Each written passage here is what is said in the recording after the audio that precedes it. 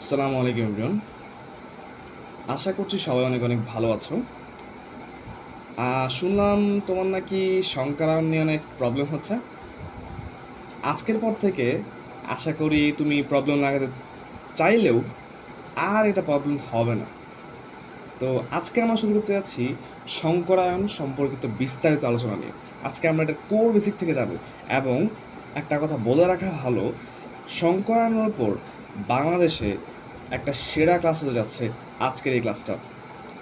এত কনফিডেন্টলি বলছি, যদি বিশ্বাস না হয় তোমরা ডেসক্রিপশন বক্সে দেওয়া যে স্লাইডটা আছে সেটা চেক করে দেখতে পারো, তারপরে সে ক্লাসটা করতে পারো।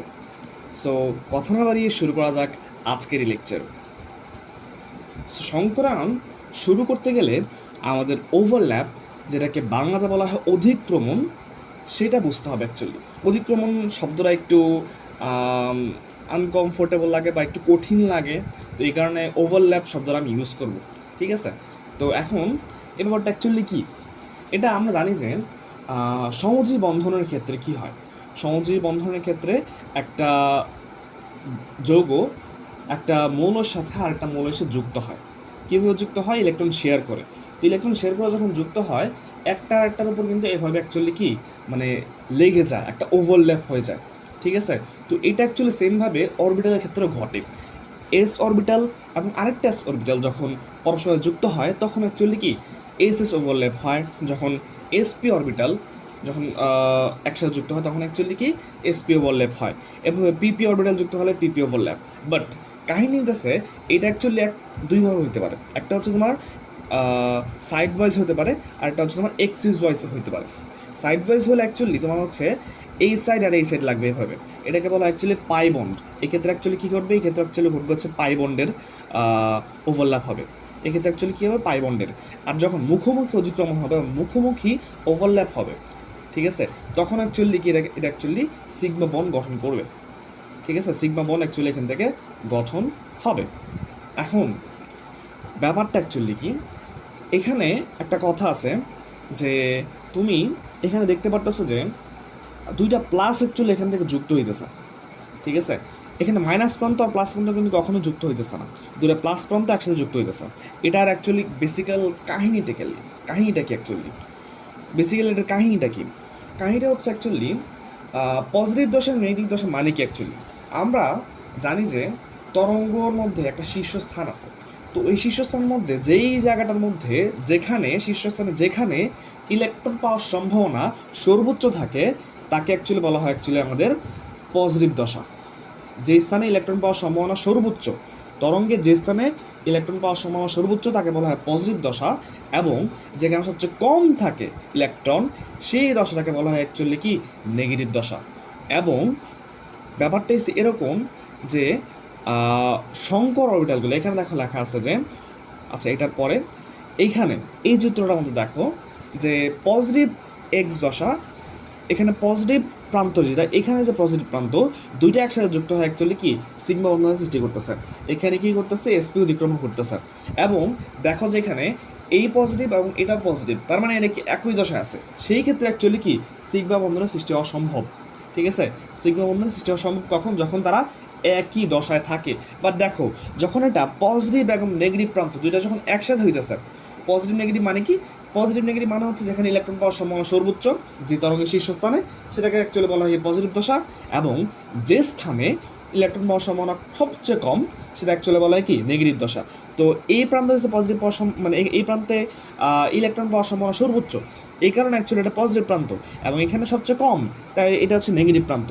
তো দুইটা যখন একসাথে হয় তখন তারা অ্যাকচুয়ালি ভিন্ন দশায় থাকে। তো এই ক্ষেত্রে অ্যাকচুয়ালি এইটা কোনো সিগমা বন্ধনের সৃষ্টি করতে পারবে না।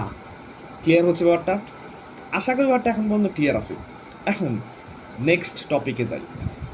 এবার আসে অ্যাকচুয়ালি সংকরণের একটা বেসিক জিনিসপত্রের মধ্যে।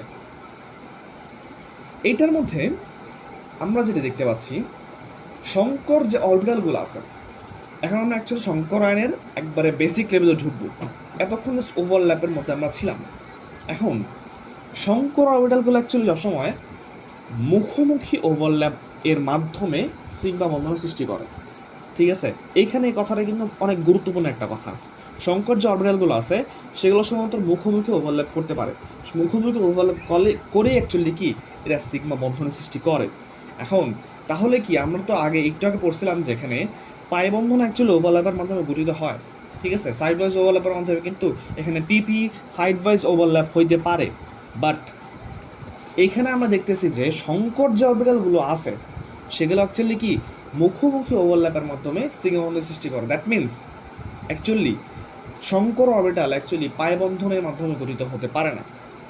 মানে কি, মানে হচ্ছে পাই বন্ধন কোনো সময় সংকর অরবিটাল গঠন করতে পারে না, এটা শুধুমাত্র সিগমা বন্ধনের ক্ষেত্রে প্রযোজ্য। ব্যাপারটা ক্লিয়ার হইতে পারছি? ঠিক আছে। তারপর এখানে অ্যাকচুয়ালি এই যে দেখো এখানে লেখা আছে যে পাই বন্ধনের মাধ্যমে অ্যাকচুয়ালি এটা সম্ভব হয় না, ঠিক আছে। এখানে দেখো সুন্দর মতো লেখা আছে পাই বন্ধনের মাধ্যমে এটা সম্ভব হয় না। কারণ কি, পাই বন্ধন অ্যাকচুয়ালি কি সাইড ওয়াইজ ওভারল্যাপ হয়, মনে রাখবা জিনিসটা। পাই বন্ড অ্যাকচুয়ালি কি হয়, সাইড ওয়াইজ ওভারল্যাপ হয়, সাইড ওয়াইজ ওভারল্যাপ বা অধিক্রমণ যেটাই বলো, ওভারল্যাপ হয়, ঠিক আছে। ঠিক এই কারণে অ্যাকচুয়ালি সংকর অরবিটাল পাই বন্ধন গঠন করতে পারে না, শুধুমাত্র সিগমা বন্ধনই গঠন করতে পারে। কারণ এখানে সংকর অরবিটালগুলো শুধুমাত্র কি মুখোমুখি ওভারল্যাপের মাধ্যমে গঠিত হয়। আচ্ছা, এরপর অ্যাকচুয়ালি আছে সংকরণ বৈশিষ্ট্য। বাট এটার আগে আমরা সংকরায়ন জিনিসটা কি সেই জিনিসটা সম্পর্কে একটু আমরা ধারণা নিয়ে আসি, তারপর হচ্ছে আমরা এই জিনিসটা স্টেপ বাই স্টেপ আগাবো। সংকরায়ন জিনিসটা কি অ্যাকচুয়ালি? তো সংকরায়ন মানে হচ্ছে, ধরো আমি একটু ডিটেলসে যাই এখন। আচ্ছা, এর আগে হচ্ছে তুমি বুঝো কি না, হয়তো তোমরা এটা জানো যে একটা অরবিটালের শক্তি কীভাবে নির্ণয় করতে হয়। এই জিনিসটা আমরা হয়তো সবাই জানি যে একটা অরবিটালের শক্তি নির্ণয় করতে হয়। শক্তি ইজ ইকুয়াল টু কী হবে, ইজ ইকুয়াল টু জানি আমরা এন প্লাস এল, ঠিক আছে।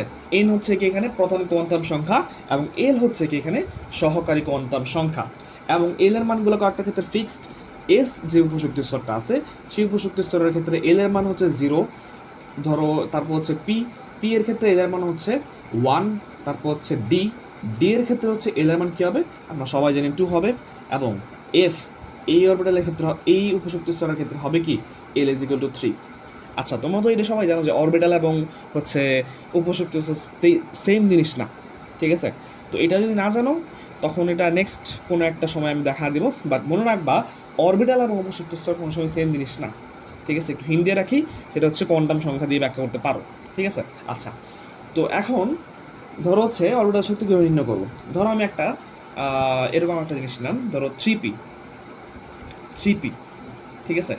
এই অরবিটালের শক্তিটা কত হবে আমরা জানতে চাইতেছি। তো সেই ক্ষেত্রে আমরা n প্লাস এল ইউজ করবো। এখানে n এর মানটা কত, n এর মান হচ্ছে কি এখানে 3, এটা বোঝাই যাচ্ছে।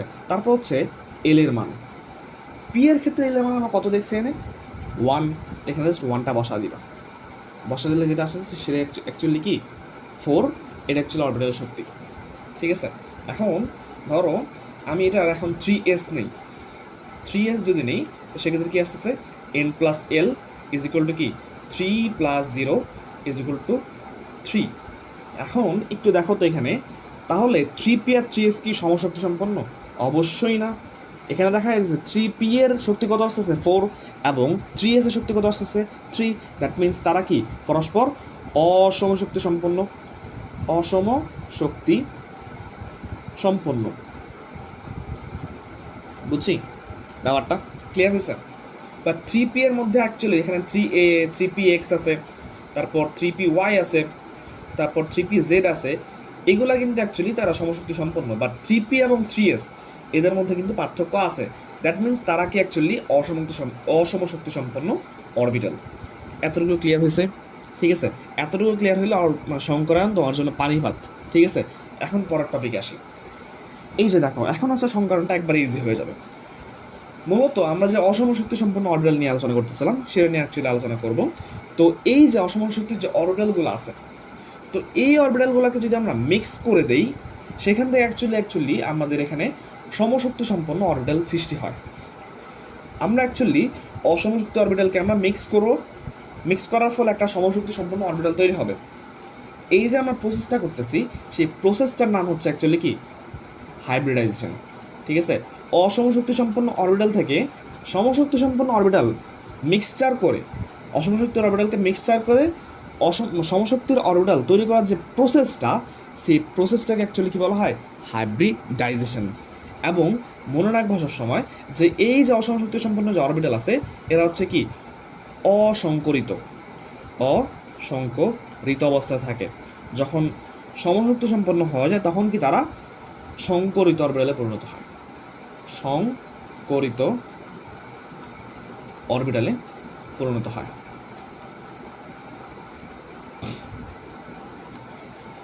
ব্যাপারটা বুঝছি, ক্লিয়ার?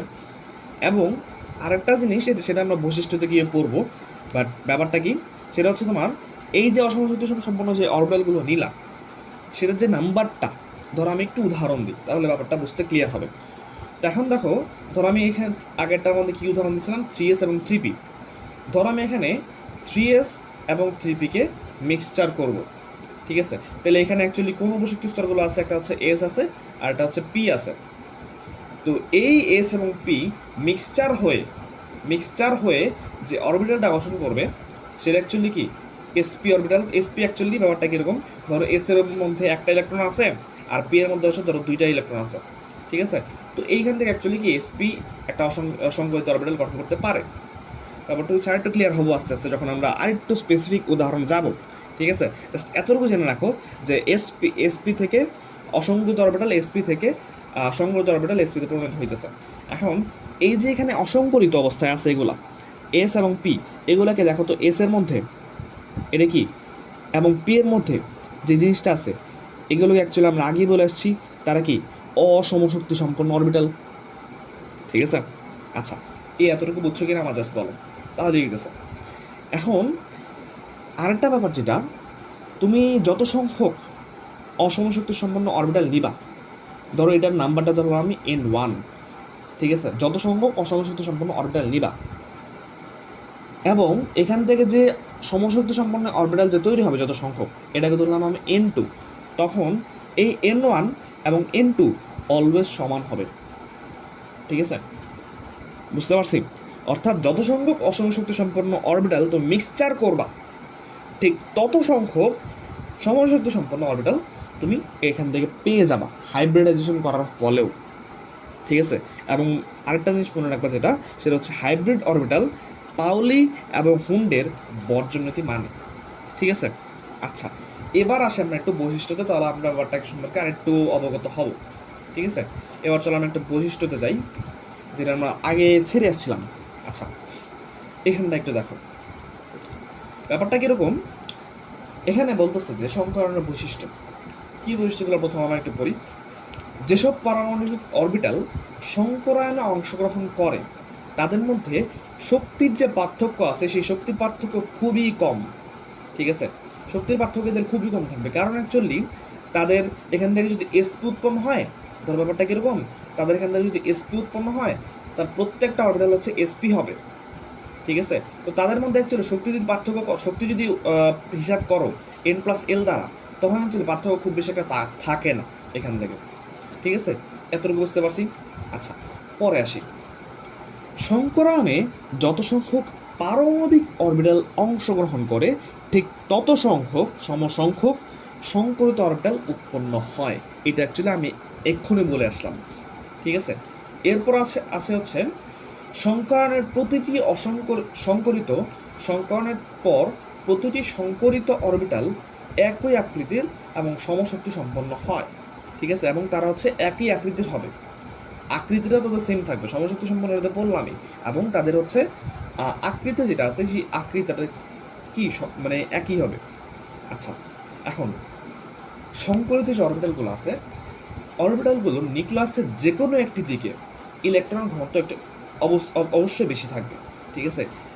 অ্যাকচুয়ালি মূলত আমরা জানি যে নর্মাল যে অরবিটাল শেপগুলো আছে সেই শেপগুলোর অ্যাকচুয়ালি একটা ডিফারেন্ট শেপ থাকতে পারে, যেমন এস এর ক্ষেত্রে একটা বৃত্তাকার শেপ, পি এর ক্ষেত্রে ডাম্বেল শেপ, ডি এর ক্ষেত্রে কী শেপ? ডাবল ডাম্বেল শেপ, তারপরে এফটা কমপ্লেক্স একটা আকৃতির। কিন্তু হাইব্রিড যে অরবিটালগুলো আছে সেগুলো একটা কমন শেপ আছে, ঠিক আছে। তো এই কমন শেপের মধ্যে একটা হচ্ছে স্মল লোব থাকে আর একটা হচ্ছে লার্জ লোব থাকে। তো এই স্মল লোব লার্জ লোবের কারণে অ্যাকচুয়ালি এখানে কি ইলেকট্রনের ঘনত্ব একটা পার্থক্য সৃষ্টি হয়, ঠিক আছে। অর্থাৎ এখান থেকে অ্যাকচুয়ালি কি একটি দিকে ইলেকট্রনের ঘনত্ব বেশি থাকবে, ঠিক আছে। আচ্ছা, পরে আসি। সংকরিত অরবিটালগুলোর অসংকরিত পারমাণবিক অরবিটালের তুলনায় অধিক শক্তিশালী বন্ধন গঠন করে, ঠিক আছে। সংকরিত অরবিটালগুলো অ্যাকচুয়ালি এগুলা হচ্ছে বন্ধন যে শক্তিশালী, অনেক শক্তিশালী বন্ধন একটা গঠন করে, ঠিক আছে। এই কারণে অ্যাকচুয়ালি পাই বন্ধন সংকরণ অংশগ্রহণ করতে পারে না, কারণ পাই বন্ধনটা অ্যাকচুয়ালি অনেক দুর্বল একটা বন্ধন। সিগমা বন্ধনই শুধুমাত্র হচ্ছে কি সংকরণ অংশগ্রহণ করতে পারে, ঠিক আছে। অর্থাৎ তারা কি সংকরিত যে অরবিটালগুলো আছে সেই সংকরিত অরবিটালগুলো মানে একটু শক্তিশালী হয়, ঠিক আছে। এরপর আসি, কোনো পারমাণবিক অরবিটাল একবার সংকরিত অরবিটালে পরিণত হলে সেই পারমাণবিক অরবিটালটি দ্বিতীয়বার ইলেকট্রন গ্রহণ করতে পারে না, ঠিক আছে। এইটা আমি যেগুলো দাগাইতেছি সেগুলো মূলত ইম্পর্টেন্ট, ঠিক আছে। তারপর দেখেন এখানে একই শক্তিস্তরে পারমাণবিক অরবিটালগুলো সংকরণ অংশগ্রহণ করে, এগুলো বোঝাই যায়। তারপর হচ্ছে অর্ধপূর্ণ অরবিটালগুলো অংশগ্রহণ করে, এটাও জানি। তারপর হচ্ছে এখানে পাই বন্ধন গঠন সৃষ্টি করা সম্ভব না, এটা একটু আগে বললাম। পাই বন্ধন সম্ভব না, শুধুমাত্র কি মুখোমুখি অভিসরণ বলছে এখানে, বাট এখানে হচ্ছে ওভারল্যাপ হবে, ওভারল্যাপ বা হচ্ছে অধিক্রমণ, ওভারল্যাপ হবে। এটা ওভারল্যাপ করে হচ্ছে কি সিগমা বন্ধন সৃষ্টি করে।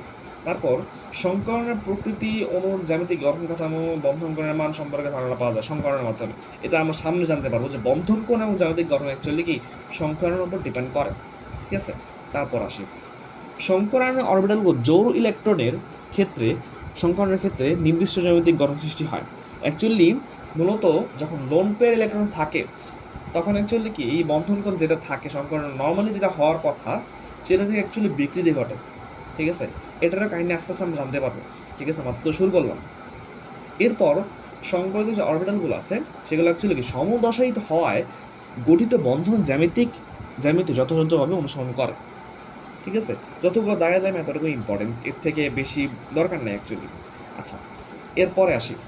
আচ্ছা, এতটুকু ক্লিয়ার হতে পারছো যে জাস্ট এটা একটা সংজ্ঞা যে অসমশক্তির অরবিটাল থেকে তুমি সমশক্তির অরবিটাল সৃষ্টি করবা, মিক্সচার মানে কাকে মিক্সচার করো, যখন অসমশক্তির অরবিটালগুলো সবগুলোকে মিক্সচার করে যে সমশক্তি সম্পন্ন অরবিটাল তৈরি করবা, এই তৈরি করার যে প্রসেসটা সেই প্রসেসটা অ্যাকচুয়ালি কি হাইব্রিডাইজেশন, ঠিক আছে।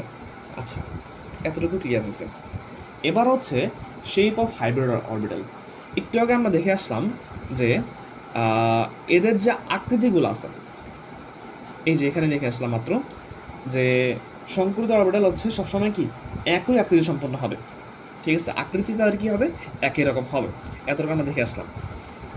এখন দেখো এখানে নর্মাল যে অরবিটাল শেপগুলো আছে সেগুলো দেখো, এস অরবিটাল কীরকম, এই যে এরকম বৃত্তাকৃতির, পি অরবিটাল হচ্ছে এরকম ডাম্বেল আকৃতির, ডি অরবিটালগুলো কীরকম এরকম ডাবল আকৃতির, আর এফ অরবিটালটাকে বলা হয় কমপ্লেক্স একটা আকৃতি, ঠিক আছে।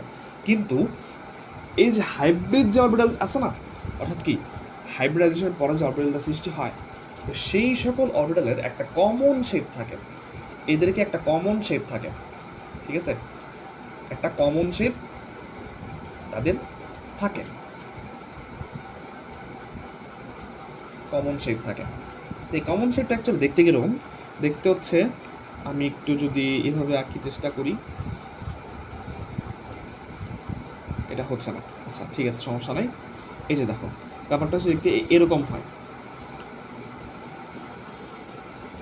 এরকম একটা ছোট্ট লোভ থাকবে আর একটা হচ্ছে এরকম বড় লোভ থাকবে। এই শেপটা অ্যাকচুয়ালি কি কমন শেপ হয়ে থাকে। এখানে একটা এই যে এই বড় যে লোভটা আছে সেটাকে বলা হয় লার্জ লোভ, লার্জ লোভ। এবং এই যে ছোট যে শেপটা আছে সেটাকে অ্যাকচুয়ালি বলা হয় কি স্মল লোভ, ঠিক আছে। আচ্ছা, তো এই জিনিসটা আমরা বুঝতে পারছি যে একটা হাইব্রিড যে অরবিটালগুলো আছে সেগুলোর একটা কমন শেপ থাকবে যেটা দেখতে এরকম আকৃতির হয়ে থাকে, ঠিক আছে। আচ্ছা, এবার আসে হচ্ছে আমরা এখন অ্যাকচুয়ালি ডিরেক্টলি হাইব্রিডাইজেশন প্রবেশ করব, ঠিক আছে। ডিরেক্টলি এখন হাইব্রিডাইজেশন প্রবেশ করবো আমরা। তো আমরা এখন প্রথমে দেখবো হচ্ছে CH4 হাইব্রিডাইজেশনটা কেমন হয়ে থাকে, ঠিক আছে। প্রথমত হচ্ছে আমরা সবাই জানি যে কার্বন এর ইলেকট্রন বিন্যাসটা আমরা প্রথমে করি, হাইব্রিডাইজেশনের জন্য ইলেকট্রন বিন্যাসটা খুব ইম্পর্টেন্ট, ঠিক আছে। তো এখানে CH4 এর মধ্যে আমাদের প্রথমে যেটা খুঁজতে হবে সেটা হচ্ছে এখানে সেন্ট্রাল অ্যাটম কোনটা। তো আমরা সবাই জানি যে CH4 এর মধ্যে সেন্ট্রাল অ্যাটম কোনটা হবে, সি, কার্বন। কার্বন হচ্ছে কি 6 ইলেকট্রন বিশিষ্ট। তো তার ইলেকট্রন যদি আমরা করি তাহলে কি আসে 1s2 2s2 তারপর কি 2p2। ঠিক আছে, এটাকে এভাবে লেখা যায় বক্স আকারে এরকম। এখানে দুইটা এস এর মধ্যে এটা হচ্ছে এস, তারপর হচ্ছে এটা হচ্ছে 1 সেকেন্ড, আচ্ছা এই যে এটা হচ্ছে 1s2 এটা হচ্ছে 2s2, এটা হচ্ছে 2px1, এটা হচ্ছে 2py1, আর এই যে 2pz এই 2pz হচ্ছে খালি অবস্থায় আছে। এখন আমাদের অ্যাকচুয়ালি লাস্ট শেল নিয়ে চিন্তা করা দরকার হয়। অ্যাকচুয়ালি আমাদের প্রথম শেল নিয়ে চিন্তা করার দরকার নাই, আমাদের একটু লাস্ট শেল নিয়ে চিন্তা করতে হবে। এখন লাস্ট শেলের মধ্যে দেখো এখানে 2s এর মধ্যে 2টা ইলেকট্রন আছে। এখন তাকে যদি আমরা একটু এক্সাইডে একটা স্টেটে নিয়ে যাই, তখন অ্যাকচুয়ালি এই এসের যে ইলেকট্রনটা আছে যেটা ঘড়িকাটার দিকে আছে সেটাকে অ্যাকচুয়ালি আমরা এই 2pz নিয়ে যেতে পারি, এটাকে বলা অ্যাকচুয়ালি কি এক্সাইটেড স্টেট। আর এখন যতক্ষণ পর্যন্ত এইভাবে ছিলাম তখন এটাকে বলা অ্যাকচুয়ালি কি গ্রাউন্ড স্টেট। যখন আমরা এই ইলেকট্রনটাকে এখানে নিয়ে গেলাম তখন এটা অ্যাকচুয়ালি কি 2pz এর যে ইলেকট্রনটা সেটা অ্যাকচুয়ালি পূরণ হয়ে গেছে। এখানে হচ্ছে 2s আছে 2s1, এখানে আছে 2px1, এটা 2py1, তারপর এটা হচ্ছে 2pz1। ঠিক আছে, এই তিনটা জিনিসই পূরণ হয়ে গেছে। এটার মাধ্যমে কি হলো যে এই যে 2pz আছে না, এই 2pzটা অ্যাকচুয়ালি ফিল আপ হয়ে গেল। হাইব্রিডাইজেশনের ক্ষেত্রে অ্যাকচুয়ালি আমরা গ্রাউন্ড স্টেটে কাজ করতে পারি না, আমরা অ্যাকচুয়ালি এক্সাইটেড স্টেটে নিয়ে কাজ করি, তবে সব ক্ষেত্রে না। তখন কি তা বলবো। এখন দেখো এক্সাইটেড স্টেটে যখন নিয়ে গেলাম তখন অ্যাকচুয়ালি এখানে প্রত্যেকটা সিঙ্গেল ইলেকট্রন বিশিষ্ট হয়ে গেছে। ঠিক আছে, এখন তারা অ্যাকচুয়ালি কি শেয়ার করতে পারবে, সমুদ্র বন্ধন করতে পারবে। ঠিক আছে, এখন তারা কি করবে, এখন তারা হচ্ছে এই প্রত্যেকটা জিনিস হচ্ছে মিক্স করবে। এখানে দেখো একটা এস আছে, এস কয়টা আছে, এস হচ্ছে একটা আছে, আর পি কয়টা আছে এখানে 2px 2py 2pz তিনটা পি আছে। বুঝতে পারছি, এস হচ্ছে একটা আছে এবং পি হচ্ছে তিনটা আছে। যখন তারা মিক্সচার হবে তখন অ্যাকচুয়ালি এখান থেকে sp3 হাইব্রিড অরবিটাল গঠন করবে। বুঝতে পারছি ব্যাপারটা, এই যে একটা এস এবং তিনটা পি, এই চারটা অরবিটাল মিলে sp3 অরবিটাল গঠন করবে। ব্যাপারটা বুঝছি। এখানে পি এর মধ্যে কিন্তু px অরবিটাল আছে, পি কিন্তু একটা উপশক্তি স্তর, পি হচ্ছে একটা উপশক্তি স্তর। এই তিনটা উপশক্তি স্তর এবং এই একটা উপশক্তি স্তর, এস এর একটাই উপশক্তি স্তর এবং একটাই অরবিটাল, তো সেক্ষেত্রে এস এর একটা জিনিস আছে। তো এই একটা এস এবং তিনটা পি মিলিত হয়ে sp3 হাইব্রিড অরবিটাল গঠন করবে। এটা কীভাবে হয়েছে, মিক্সচার মাধ্যমে। এই মিক্সচারের মাধ্যমে অ্যাকচুয়ালি কি এরা অসমশক্তি সম্পন্ন ছিল। ঠিক আছে, যখন আমি এটাকে মিক্সচার করছি প্রথম অবস্থা এরা কিন্তু পরস্পর অসমশক্তি সম্পন্ন ছিল, যখন এটা মিক্সচার করলাম তখন এখান থেকে অ্যাকচুয়ালি কি হাইব্রিড অরবিটাল sp3 গঠন করে ফেলছে। ব্যাপারটা বুঝছি, ক্লিয়ার? তো এটা গঠন করার পর sp3 গঠন কিন্তু হয়ে গেছে অলরেডি। কার্বনের মধ্যে যখন মিক্সচার করলাম তখনই কিন্তু sp3 গঠন শেষ, বাট এখন হচ্ছে চারটা এইচ সেখানে যুক্ত হবে। ঠিক আছে, চারটা এইচ সেখানে যুক্ত হবে। চারটা এইচ অ্যাকচুয়ালি কীভাবে যুক্ত হবে, এটা শুধু অ্যাকচুয়ালি এই চারটা এইচ এখানে দেখো সবুজ যে দাগগুলো আছে সেই সবুজ দাগগুলোর মাধ্যমে চারটা এইচ এখানে এসে যুক্ত হবে। ব্যাপারটা বুঝছি, বাট এর আগে কিন্তু কার্বনের sp3 সম্পন্ন হয়ে গেছে। এটা অ্যাকচুয়ালি কি হাইব্রিডাইজ স্টেট। কার্বনের কিন্তু এখানে তিনটা স্টেট হয়েছে দেখো, ground state, excited state and hybridise state. Hybridise state যখন এসে গেছে তখন অ্যাকচুয়ালি তারা ইলেকট্রন শেয়ার করতে পারবে। আমরা 90 দেখে আসছি জাস্ট নর্মালি শেয়ার করে, বাট ভিতর কাহিনী হচ্ছে অ্যাকচুয়ালি হাইব্রিডাইজেশন। এই হাইব্রিডাইজেশন করার ফলে অ্যাকচুয়ালি তারা কী করে শেয়ার করতে পারে। বুঝতে পারছি ব্যাপারটা এখন পর্যন্ত ক্লিয়ার হয়েছে কিনা? একটু চিত্রটা দেখো, এই CH4 কেমন গঠিত হয়। এখানে অ্যাকচুয়ালি sp3 গঠন হয়ে গেছে, দেন হচ্ছে চারটা হাইড্রোজেন অ্যাটম আসে, এখানে আসার ফলে এখানে চারটা হাইড্রোজেন অ্যাটম এর সাথে যুক্ত হয়, যুক্ত অবস্থা আছে এভাবে থাকে। তো চারটা যখন যুক্ত হয়ে যায় sp3-র সাথে 1s যখন যুক্ত হয় যখন অ্যাকচুয়ালি কি এভাবে পরস্পর সাথে যুক্ত থাকে। ব্যাপারটা যদি আমি একটু হাতে আঁকি, আমরা সবাই জানি যে sp3 যখন গঠন হয়ে গেছে তখন তাদের কিন্তু একটা কমন শেপ হয়ে গেছে অলরেডি। তো কমন শেপটা দেখতে কীরকম, এরকম একটা লার্জ লোব থাকবে, আর এখানে একটা স্মল লোব থাকবে। তারপর এখানে থাকবে একটা লার্জ লোব, এদিকে থাকবে একটা স্মল লোব, ঠিক আছে। তারপর হচ্ছে এখানে থাকবে একটা লার্জ লোব, এখানে থাকবে একটা স্মল লোব, ঠিক আছে। এরকমভাবে কিন্তু তৈরি হতে থাকবে এরা, বুঝছি? ব্যাপারটা ক্লিয়ার?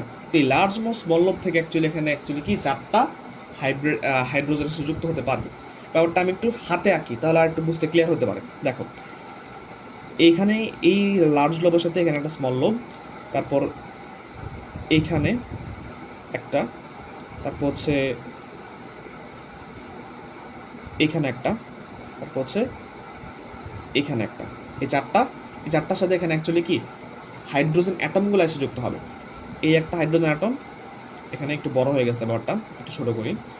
এই একটা হাইড্রোজেন, তারপর হচ্ছে এখানে একটা হাইড্রোজেন এসে যুক্ত হবে, তারপর হচ্ছে এখানে একটা হাইড্রোজেন, তারপর হচ্ছে এখানে একটা হাইড্রোজেন। এই 4টা হাইড্রোজেন এসে এখানে যুক্ত হওয়ার ফলে অ্যাকচুয়ালি কি আমাদের মূল CH4টা গঠন হয়ে যাবে। ব্যাপারটা বুঝতে পারছি? এবং প্রত্যেকে কিন্তু সিগমা বন্ড, দেখতে পারছো? প্রত্যেকে কিন্তু সিগমা বন্ড। এখানে এইখান থেকে অ্যাকচুয়ালি হাইব্রিডাইজেশন উৎপত্তিটা হয়। এখন ব্যাপারটা ক্লিয়ার হয়েছে? আমি আরেকটু ক্লিয়ার করে দিই। এখানে যে 4টা অরবিটাল এখানে গঠন হয়েছে না, এই প্রত্যেকে কিন্তু এস এবং একটা এস এবং 3টা পি, এখান থেকে কিন্তু অ্যাকচুয়ালি প্রত্যেকের যে যদি তুমি একটু অন্যভাবে চিন্তা করো, তাহলে আমরা ধরো এসকে এভাবে লিখছি না, এখন অ্যাকচুয়ালি এই ফর্মেটে আমরা এটাকে লিখি, তাহলে লেখা যায় এরকমভাবে যে 2 এবং হাইব্রিডাইজড অরবিটালকে সাই দ্বারা প্রকাশ করা হয়, সাই। তো একটা বলা হয় সাই ওয়ান। এখানে দেখো কয়টা অরবিটাল আছে, এস একটা এবং পি 3টা, তো 4টা অরবিটাল আছে টোটাল। এখানে সংকট অরবিটাল করে 4টা, তো এখানে আবার 2 সাই 1, তারপর হচ্ছে 2 সাই 2, তারপর হচ্ছে 2 সাই তো 1 ইলেকট্রন তো একটাই আছে, তার সেক্ষেত্রে 2 সাই এখানে 1 হবে। তারপর হচ্ছে এখানে 2 সাই 1, আরেকটা 2 সাই 1, এভাবে গঠন হবে। এবং এটাকে নাম দিলাম হচ্ছে 1, এটা 2, এটা 3 এবং এটা 4। এই 4টা একসাথে যুক্ত হয়ে গঠন করবে অ্যাকচুয়ালি কি 2sp3। ব্যাপারটা ক্লিয়ার হয়েছে? ক্লিয়ার? এবং এই প্রত্যেকটা নামে কিন্তু sp3, এখানে যে প্রত্যেকটা অরবিটাল আছে এটার নাম হচ্ছে sp3, এটার নামও sp3, এটার নামও sp3। একটু অন্য কালি দিয়ে লিখি, তাহলে একটু ব্যাপারটা দেখতে সুন্দর লাগে। ধরো আমি এই কালি দিয়ে লিখলাম, এটার নাম হচ্ছে sp3, এটার নামও sp3, এইটার নামও sp3, এইটার নামও sp3 অরবিটালে। প্রত্যেকটা নামই কিন্তু sp3। এখন নাম যদি সেম হয় তাহলে কি তাদের শক্তি সেম হবে না? অবশ্যই সেম হবে। ব্যাপারটা ক্লিয়ার হতে পারছে এখন পর্যন্ত? আশা করি এই এতটুকু ব্যাপারটা আমরা ক্লিয়ার হয়ে গেছে অলরেডি। এই ব্যাপারটা ক্লিয়ার হওয়ার মাধ্যমে আমরা হাইব্রিডাইজেশনের মেইন কনসেপ্ট ক্লিয়ার করে ফেলছি, বুঝতে পারছি? আচ্ছা, এবার আসি আমরা ক্যালকুলেশনে। হাইব্রিডাইজেশন ক্যালকুলেশন কেমনে করবো? তোমাকে তো এই এত ডিটেলস তোমাকে মাঝে মধ্যে নাও করতে পারো, তোমাকে এমসিকিউ করতে বলছে। তো এমসিকিউ করতে বললে কি তোমার এত টাইম আছে এত কিছু দেখার কিন্তু টাইম নেই। তোমাকে আমি একটু দেখাই তোমাকে কীরকমভাবে দিবে। প্রশ্ন হচ্ছে তোমাকে দিবে হচ্ছে এরকম একটা যোগ দেওয়া থাকবে, এরকম করে একটা যোগ দেওয়া থাকবে NH4 plus x Xanon F4, তারপর হচ্ছে আয়োডিন F5, BCl3, PCl5, এরকম যৌগগুলো দেওয়া থাকবে। এখান থেকে তোমার সংকরায়নগুলো নির্ণয় করতে হবে, এটা কি sp3, sp2 নাকি কি, এগুলো তোমার নির্ণয় করতে হবে এখান থেকে, ঠিক আছে। এখন এই সবগুলোর ক্ষেত্রে কি তুমি ইন্ডিভিজুয়ালি এভাবে চিত্র এঁকে এঁকে করতে পারবা? এটা কিন্তু তোমার একটু ডিফিকাল্ট। এই কারণে একটা ক্যালকুলেশন ট্রিক্স আছে, এক্ষেত্রে একটা ক্যালকুলেশন ট্রিক্স আছে। তো ক্যালকুলেশন ট্রিক্সটা অ্যাকচুয়ালি আমরা এখন দেখব ব্যাপারটা কীভাবে কাজ করে। তো এখানে ক্যালকুলেশন 2টা প্রসেস আছে অ্যাকচুয়ালি। এটা হচ্ছে একটা প্রসেস, এটা হচ্ছে মেইন প্রসেস, এবং হচ্ছে একটা সাব প্রসেস আমরা দেখাই, এটা হচ্ছে অ্যাকচুয়ালি মেইন কনসেপ্ট থেকে আসছে। তো আমরা ব্যাপারটা কি দেখছি, সংকরণ কোন পায়বন্ধন অংশগ্রহণ করতে পারে না, কিন্তু সংকরণে শুধুমাত্র কি সিগমা বন্ড অংশগ্রহণ করতে পারে। তো সংকরণে কে অংশগ্রহণ করতে পারে? একটা হচ্ছে সিগমা বন্ড, আর একটা হচ্ছে লোন পেয়ার, যেটাকে আমরা বাংলায় বলি মুক্ত জোড় ইলেকট্রন, বুঝতে পারছি? একটা হচ্ছে সিগমা বন্ড অংশগ্রহণ করতে পারে, আর একটা হচ্ছে মুক্ত জোড় বা লোন পেয়ার ইলেকট্রন কি অংশগ্রহণ করতে পারে। দ্যাট মিনস এই সিগমা বন্ড এবং লোন পেয়ার মধ্যেই কি অ্যাকচুয়ালি আমাদের সংকরণটা সীমাবদ্ধ। তার মানে আমরা সিগমা বন্ড যতগুলো আছে এবং লোন পেয়ার যতগুলো আছে এগুলোকে আমরা যোগ করে দিলেই এর sp3 পাওয়া যাবে না। ব্যাপারটা কীরকম, ধরো এখান থেকে এক্স অ্যামাউন্ট আসছে, এক্স অ্যাকচুয়ালি মানে সংকরিত অরবিটাল সংখ্যা, ঠিক আছে, সংকরিত অরবিটাল সংখ্যা থেকে অ্যাকচুয়ালি পাওয়া যাবে। তুমি দেখো ব্যাপারটা কীরকম, ধরো এখানে তুমি কয়টা পাইছো, sp3 পাইছো। তো sp3-র মধ্যে দেখো তো সংকরিত অরবিটাল সংখ্যা কয়টা আছে, 1টা 2টা 3টা 4টা। এখন এখানে একটু চেক করো, এস আছে 1টা, পি আছে 3টা, যোগ করে দেখো তো কয়টা আসছে, 4টা। অর্থাৎ সংকরিত অরবিটাল সংখ্যা যেটা আসবে সেই সংখ্যা থেকে অ্যাকচুয়ালি তুমি বাইর করতে পারবা যে এখানে সংকরণটা কোনটা আছে। যদি ধরো এখানে 3 আসছে, 3 আসলে অ্যাকচুয়ালি কী আসবে, sp2। যদি 2 আসে তাহলে কী আসবে, sp। বুঝতে পারছি ব্যাপারটা, ক্লিয়ার কেমন আসছে ব্যাপারটা বুঝছি। তো এখান থেকে অ্যাকচুয়ালি বুঝতে পারো তুমি যে ব্যাপারটা কীরকমভাবে কাজ করে। আচ্ছা, তো এখন নর্মালি আমরা যদি দেখি এখানে সিগমা বন্ড এবং লোন পেয়ার যদি আমরা যোগ করে দিই তাহলে এখান থেকে যে মানটা আসবে সেই মানটা দ্বারা আমরা অ্যাকচুয়ালি কি ক্যালকুলেশন মানে হাইব্রিডাইজেশনটা বা সংকরণটা আমরা নির্ণয় করতে পারবো। এখন অনেক সময় দেখা যায় যে তোমার হাইব্রিডাইজেশন তুমি এই যে এই প্রসেসটা বের করে ফেলতে পারবা, আবার অনেক সময় হাইব্রিডাইজেশন তোমার দেওয়া থাকবে। হাইব্রিডাইজেশন দেওয়া মানে কি, তোমার কাছে এক্স এর মানটা দেওয়া আছে, এক্স অ্যাকচুয়ালি কি, এক্স হচ্ছে সংকরিত অরবিটাল সংখ্যা, কয়টা সংকরিত অরবিটাল আছে এই সংখ্যাটা। তো এই এক্স থেকে সারাউন্ডিংস অ্যাটম বা পার্শ্বীয় যে অ্যাটমগুলো আছে সেই অ্যাটমগুলো তুমি যদি বাদ দাও তাহলে সেখান থেকে অ্যাকচুয়ালি মুক্তজোড় বা লোন পেয়ার ইলেকট্রন তুমি পেয়ে যাবে। বুঝতে পারছি, এখান থেকে তুমি অ্যাকচুয়ালি লোন পেয়ার ইলেকট্রনটা পেয়ে যাবে। ব্যাপারটা কীরকম, ধরো আমি একটা জিনিস দেখাই, ধরো xgf4, ঠিক আছে, এই xgf4 এর মধ্যে সারাউন্ডিংস অ্যাটম বা পার্শ্বীয় পরমাণু কয়টা আছে, পার্শ্বীয় পরমাণু অ্যাকচুয়ালি কয়টা আছে এখানে দেখো তো, 4টা না, 4টা, কিন্তু পার্শ্বীয় পরমাণু হচ্ছে 4টা আছে। এখন হচ্ছে এক্সটাকে আমি নির্ণয় করবো, এক্স হচ্ছে নির্ণয় করবো হচ্ছে এইভাবে, এখান থেকে নির্ণয় করবো এই সূত্রটা থেকে। এই সূত্রটা কি জাস্ট একটু বোঝাই, দেখো সংকরিত অরবিটাল সংখ্যা এক্স ইজ ইকুয়াল টু হচ্ছে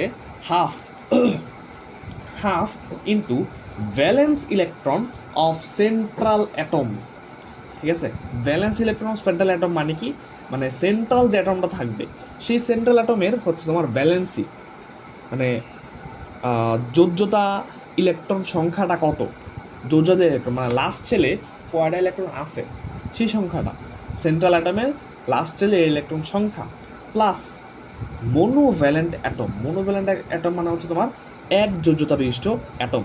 এক যোজ্যতা বিশিষ্ট atom actually mainly fluorine, chlorine এবং হাইড্রোজেন, এই তিনটার মধ্যে সীমাবদ্ধ থাকতে পারে, বাট আরও আছে, বাট মেইনলি এই কয়েকটা থেকেই আসে, ফ্লোরিন, ক্লোরিন, হাইড্রোজেন। ঠিক আছে, তারপর হচ্ছে লিখবা, তারপর হচ্ছে প্লাস নেগেটিভ চার্জ। নেগেটিভ যদি কোনো চার্জ থাকে, যেমন ধরো এটার মধ্যে আমরা পাইছিলাম একটা পজিটিভ চার্জ আছে, যেরকম নেগেটিভ যদি কোনো চার্জ থাকে সেটাকে আমরা অ্যাকচুয়ালি যোগ করে দেবো, যদি না থাকে তাহলে যোগ টোগ কিছু করার দরকার নেই। যদি কোনো পজিটিভ চার্জ থাকে তাহলে সেটা থেকে আমরা বাদ দিয়ে দেবো, নেগেটিভ করে দেবো। বুঝতে পারছি ব্যাপারটা, সূত্রটা বুঝতে পারছি। এখান থেকে অ্যাকচুয়ালি ধরো আমরা প্রথমত CH4 আমরা কী পাইছিলাম, CH4 আমাদের এখানে sp3 অরবিটাল ছিল। ঠিক আছে, এটা যদি আমরা একটু ক্যালকুলেট করি এভাবে, তাহলে দেখো তো sp3 আসে কি না সেটা আমরা দেখি, যদি আসে তাহলে এই ক্যালকুলেশনটা অ্যাকুরেট আছে। ঠিক আছে, CH4 আমরা একটু চেক করি, CH4 এর ক্ষেত্রে আমরা এক্সটা একটু চেক করি, এক্স এর মানটা কত, half into valence electron of central atom. Valence electron of central atom, central atom এখানে কোনটা, সেন্ট্রাল অ্যাটম হচ্ছে এখানে কি অ্যাকচুয়ালি কার্বন। বুঝতে পারছি ব্যাপারটা, তাহলে সেন্ট্রাল অ্যাটমটা এখানে কি, সেন্ট্রাল অ্যাটম হচ্ছে এখানে কার্বন। কার্বনের এখানে দেখো কার্বনের ক্ষেত্রে ভ্যালেন্স ইলেকট্রন কয়টা আছে, আমরা একটু আগে এখানে কার্বনের ইলেকট্রন বিন্যাস করছিলাম, তো ভ্যালেন্স ইলেকট্রন এখানে কয়টা আছে দেখো তো, এই যে 2s এর মধ্যে 2 আছে, 2p এর মধ্যে 2টা আছে, তাহলে কয়টা টোটাল, 4টা আছে, 4টা এখানে লিখে দিবা, 4টা ভ্যালেন্স ইলেকট্রন আছে। প্লাস হচ্ছে মোনোভ্যালেন্ট অ্যাটম কয়টা আছে, এখানে দেখো তো হাইড্রোজেন কয়টা আছে, মোনোভ্যালেন্ট অ্যাটম কি ফ্লোরিন, ক্লোরিন, হাইড্রোজেন, তাহলে হাইড্রোজেন কয়টা আছে, 4টা যোগ করে দিবা। এখন এখানে দেখো কোনো নেগেটিভ চার্জ বা পজিটিভ চার্জ আছে কিনা, না থাকলে ইগনোর, এখানে কিছু নাই তার মানে ইগনোর করে ব্র্যাকেট ক্লোজ করে দিবা। তাহলে দেখো এখানে কি আসতেছে, 4 + 4 মানে 8, 8/2 মানে কি 4, তার 4 মানে কি sp3 না, ব্যাপারটা বুঝছি, ক্লিয়ার ব্যাপারটা। আমরা আগে একটা জিনিস ছেড়ে আসছিলাম যে সে হচ্ছে এক্সজিএফ4, এটা লোন পেলে একটা বের করবো। এই ক্ষেত্রে আমাদের এক্সটা আগে নির্ণয় করতে হবে। তাহলে এক্স আগে নির্ণয় করি এটার ক্ষেত্রে এক্সজিএফ4 এর মধ্যে। এক্সজিএফ4 এর মধ্যে দেখো এক্সজি মানে কি, এক্সজি মানে হচ্ছে জ্যানন। জ্যানন তো জ্যানন অ্যাকচুয়ালি একটা নিষ্ক্রিয় যৌগ, নিষ্ক্রিয়। তা আমরা সবাই জানি যে নিষ্ক্রিয় যৌগের ভ্যালেন্স ইলেকট্রন সবসময় 8টা হয়। 8টা ভ্যালেন্স ইলেকট্রন বিশিষ্ট যৌগ হচ্ছে কি নিষ্ক্রিয় যৌগ হয়ে থাকে। দ্যাট মিনস আমরা যেন অনেক দূরের একটা যৌগ, মানে আমরা 30-এর বাইরে খুব কম মানুষই পারি, 30 পারমাণবিক সংখ্যার বাইরে খুব কম মানুষই পারি। তো 30-এর বাইরে কিন্তু জ্যানন, তো জ্যাননটা তোমার জানার দরকার নাই কয়টা ভ্যালেন্স ইলেকট্রন, তুমি জাস্ট মনে রাখবে এটা নিষ্ক্রিয় গ্যাস। তো নিষ্ক্রিয় গ্যাসের ভ্যালেন্স ইলেকট্রন আমরা জানি 8 বসায় দিবা, হাফ ইন্টু হচ্ছে কি 8 আসবে, হাফ ইন্টু 8 প্লাস প্লাস হচ্ছে মোনোভ্যালেন্ট অ্যাটম। এখানে মোনোভ্যালেন্ট অ্যাটম কি আছে, ফ্লোরিন। তাহলে ফ্লোরিনের এখানে মোনোভ্যালেন্ট অ্যাটম কয়টা আছে, 4টা বসায় দিবা, বসায় দিছো। এখানে দেখো কোনো পজিটিভ চার্জ বা নেগেটিভ চার্জ আছে কিনা, নাই, তাহলে ক্লোজ। ঠিক আছে, ক্লোজ হয়ে গেল। দেন হাফ ইন্টু 8+4, 8+4 মানে কত, 12 দ্বারা গুণ করে দাও, তাহলে কি আসতেছে 6 আসতেছে, বুঝছি। তো 6 মানে হচ্ছে তোমার এখানে লিখতে পারো sp3d2 বা d2sp3, দুইটাই লেখা যায়। তার সংখ্যা হচ্ছে d2sp3 বা sp3d2, এটা ডিপেন্ড করে কোনটা এখানে হবে। ঠিক আছে, এটা তোমার অন্য জিনিসের উপর ডিপেন্ড করে। তো এখন এখানে লোন পেয়ার ইলেকট্রন এক্সট্রা মান আমরা কত পাইছি, এখানে আমরা লোন পেয়ার ইলেকট্রন বের করবো কার, এই এক্সজিএফ4। তুমি কি নর্মালি এখানে এক্সজিএফ4 লোন পেয়ার ইলেকট্রন কত, এটা চিন্তা করতে তোমার একটু মাথা গরম হয়ে যাবে, বাট তুমি ক্যালকুলেশন করতে পারবে এখান থেকে। কীভাবে দেখো, এক্সট্রা মান পাই গেছো তুমি কত, 6 বসা দাও, 6 মাইনাসটা হচ্ছে নিচে লিখি এটা, 6 মাইনাস হচ্ছে সারাউন্ডিংস অ্যাটম কয়টা আছে এখানে, 4টা বসা দাও। তো লোন পেয়ার ইলেকট্রন পাই যাবে এখানে হচ্ছে কি 2টা। তাহলে লোন পেয়ার ইলেকট্রন কত পাইছে এখানে, 2টা। কোনো প্যারা লাগছে, প্যারা লাগে না কিন্তু, একদম ইজি। আর একটু নর্মাল চিন্তা করলে বাবা, এখানে দেখো 4টা ফ্লোরিন আছে। আচ্ছা, আলাদা করে চিন্তা করার দরকার নেই তোমার, ঠিক আছে, এত কষ্ট দিব না, বুঝছি। তো এখানে তুমি 2টা ইলেকট্রন পাই গেছো already, lone pair electron, that's enough. Okay, আচ্ছা, এতটুকু বন্ধ ক্লিয়ার হয়েছে। দেন একটু সামনের দিকে আগাই, আমরা আরেকটু সামনের দিকে আগাই। ধরো আমরা এখন একটু কিছু প্র্যাকটিস করি। এখানে উল্লিখিত যৌগসমূহের সংকরায়ন আমাদের নির্ণয় করতে বলতেছে। ঠিক আছে, প্রথম যৌগটা আমরা একটি সংকরণ নির্ণয় করি। এটা কিন্তু বুয়েট 22-23 সালে আসছে। কত নাম্বারের জন্য জানো, 10 নাম্বারের জন্য আসছে, কিন্তু 10টা নাম্বার, বুঝতে পারছো। এই কয়েকটা জিনিস পারলে তুমি 10 মার্কস পাই গেছো, বুঝছি। এবং এই কয়েকটা জিনিস একবার ইজি। দেখো খালি, দেখো, 1 NH4+, NH4+ এর ক্ষেত্রে তুমি অ্যাকচুয়ালি এখানে এক্স এর মানটা বাইর করবা। এখান থেকে তুমি পায়া যাবা সংকরণ কত। তাহলে এখানে এক্স ইজ ইকুয়াল টু আমরা কি লিখবো, এক্স ইজ ইকুয়াল টু হচ্ছে হাফ। এখানে NH4+ এর মধ্যে সেন্ট্রাল অ্যাটম কোনটা, অবশ্যই নাইট্রোজেন, N হবে। তাহলে N এর মানটা এখানে, N এর ক্ষেত্রে ভ্যালেন্স ইলেকট্রন কয়টা, ঠিক আছে, ভ্যালেন্স ইলেকট্রন কয়টা আমরা জানি কি, N এর ইলেকট্রনটা যদি করো তাহলে 1s2, এখানে 7, কিন্তু N এর পারমাণবিক সংখ্যা হচ্ছে 7, তাহলে 1s2 2s2, তারপর কী হবে 2p3। তো 2s2 2p3 মানে কি, এখানে 5টা ব্যালেন্স ইলেকট্রন থাকতেছে, 5টা ব্যালেন্স ইলেকট্রন লিখে দিবা 5 প্লাস হচ্ছে মোনোভ্যালেন্ট অ্যাটম কয়টা আছে, মোনোভ্যালেন্ট এখানে অ্যাটম কয়টা আছে, 4টা। এই যে দেখো এখানে 4টা হাইড্রোজেন আছে, 4টা হাইড্রোজেন লিখে দিবা। তারপর হচ্ছে minus negative plus negative charge, তো নেগেটিভ কোনো চার্জ আছে এখানে, চার্জ নাই। তারপর হচ্ছে মাইনাস পজিটিভ চার্জ, তো পজিটিভ চার্জ এখানে একটা আছে, এখানে মাইনাস দিয়ে লিখবা 1। বুঝতে পারছি ব্যাপারটা, ক্লিয়ার। আচ্ছা, এখন দেখো 1 হচ্ছে তোমার হচ্ছে একটা পজিটিভ, এখানে 1, যদি 2+ থাকে 2 বসাতে, সমস্যা ছিল না কিন্তু। এখন এক্স মানটা একটু নির্ণয় করি আমরা, হাফ ইন্টু 5+4 মানে কত, 5 আর 4 9, 9 থেকে একবার দিলে কত থাকে 8, লিখে ফেলো 8। তার কত আসছে 4 মানে কি sp3। ক্লিয়ার হয়ে গেছে। 2 নম্বরটা একটু দেখো। আচ্ছা, 2 নম্বরটা আমি করাইছি একটু আগে, 2 নম্বরটা হচ্ছে হোমওয়ার্ক থাকবে, অলরেডি করাইছি এটা। তারপর হচ্ছে 3 নম্বরটা দেখো, 3 নম্বরটা দেখো IF5, এই ক্ষেত্রে এক্স এর মানটা কত? হাফ ইন্টু ইন্টু হচ্ছে আয়োডিন। আয়োডিন অ্যাকচুয়ালি কোন গ্রুপের যৌগ, কোন গ্রুপের মৌল? কোন গ্রুপের মৌল? হ্যালোজেন। তো হ্যালোজেনের ক্ষেত্রে 7টা ইলেকট্রন ভ্যালেন্সি এখন থাকে, ঠিক আছে? তাহলে এখানে 7 হবে, প্লাস প্লাস হচ্ছে 5টা মোনোভ্যালেন্ট অ্যাটম আছে এখানে, তাহলে 5টা লিখে বলো। তারপর হচ্ছে এখানে চার্জ নাই, তাহলে চার্জ নাই, তাহলে সেক্ষেত্রে এখানে ক্লোজ করে দিবা। তাহলে কি থাকতেছে এখানে? হাফ ইন্টু 7 প্লাস 5 কত আসতেছে? 12। তাহলে 12 লিখে দাও। 12 ডিভাইড বাই 2 মানে কত? 6। 6 মানে কি? 6 আমরা দেখছি মানে কি, হয় D2sp3 D2sp3 অথবা sp3d2, দুটো থেকে যে কোনো একটা, ঠিক আছে?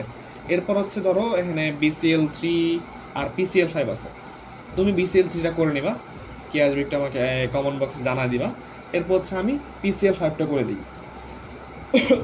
PCl5টা যেটা, এর একটু দেখি।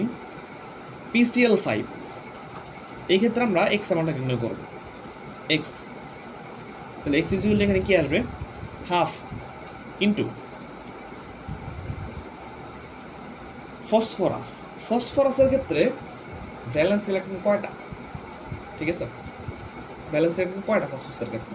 ফসফরাস কোন গ্রুপের যৌগ, কোন গ্রুপের মৌল একটু বলো তো, একটু চিন্তা করো। Hydrogen, helium, lithium, beryllium, boron, carbon, nitrogen, oxygen, fluorine, neon, sodium, magnesium, aluminium, silicon, phosphorus, sulphur, chlorine, argon. Silicon হচ্ছে কার্বন গ্রুপের মৌল, ফসফরাস হচ্ছে নাইট্রোজেন গ্রুপের মৌল। তো নাইট্রোজেনের ক্ষেত্রে আমরা এইটাকে দেখছি 5টা হয় তার ভ্যালেন্স ইলেকট্রন, তাহলে ফসফরাসের ক্ষেত্রেও কি 5টাই হয়ে যাবে, তাহলে এখানে কি 5ই আসবে। তারপর হচ্ছে ক্লোরিন। ক্লোরিনের ক্ষেত্রে এখানে 5টা সারাউন্ডিংস অ্যাটম আছে বা মোনোভ্যালেন্ট অ্যাটম আছে, সেক্ষেত্রে এখানে 5টা যুক্ত করে যাবো, কোনো চার্জ নাই, ক্লোজ করে দেবো। তাহলে কি আসতেছে এখানে? হাফ ইন্টু 10, তাহলে এখানে কি আসবে? 5। 5 মানে কি? এখানে 5 হচ্ছে sp3d, sp3d বা dsp3। এটা হচ্ছে তোমার আকৃতি বা হচ্ছে তোমার হচ্ছে এখানে সংকলনের জায়গার উপর ডিপেন্ড করে, sp3d হবে নাকি dsp3 হবে, ঠিক আছে? It depends. আচ্ছা, এখন হচ্ছে আমরা আসি বন্ড টপিকে। বন্ড টপিক মানে কি? এটা হচ্ছে বন্ধন নিয়ে বিভিন্ন টপিক। তো বন্ধন টপিকের মধ্যে তোমার কয়েকটা বিষয় আলোচনা হয়, সেটা হচ্ছে তোমার বন্ড লেন্থ। প্রথম আসে হচ্ছে bond length, LEGTH, bond length. তারপর হচ্ছে এখানে বন্ড নাম্বার, বন্ড নাম্বার নিয়ে আলোচনা হতে পারে, এবং most important bond angle, bond angle, and last of all bond energy. এই জিনিসগুলো নিয়ে আলোচনা হতে পারে, ঠিক আছে? এখন এত কিছু জানার দরকার নেই, আমাদের অ্যাকচুয়ালি মেইন যে টপিকটা সেটা নিয়ে আমাদের আলোচনা। তো সেই ক্ষেত্রে আমরা অ্যাকচুয়ালি এই প্রত্যেকটার মধ্যে একটা রিলেশন ডেভেলপ করবো আমরা, এটা আমরা চাচ্ছি। তো মূলত যে রিলেশন আমরা ডেভেলপ করবো সেটা হচ্ছে বন্ড যে লেন্থটা আছে, সেই বন্ড লেন্থের সাথে বন্ড নাম্বার, এটার একটা সম্পর্ক আছে। তো বন্ড নাম্বার এবং বন্ড লেন্থ, বন্ড নাম্বার আর বন্ড লেন্থের মধ্যে সম্পর্ক হচ্ছে এর ব্যস্তানুপাতিকভাবে সম্পর্কিত সবসময়। বন্ড লেন্থ এরা ব্যস্তানুপাতিকভাবে সম্পর্কিত, বুঝতে পারছি? এটা একটু কালারটা একটু আমরা চেঞ্জ করে দিই।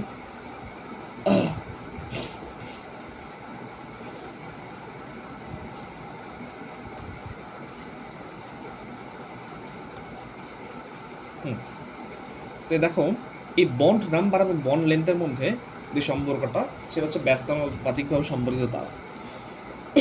ব্যাপারটা কীরকম, আমি একটা এক্সাম্পল দিই।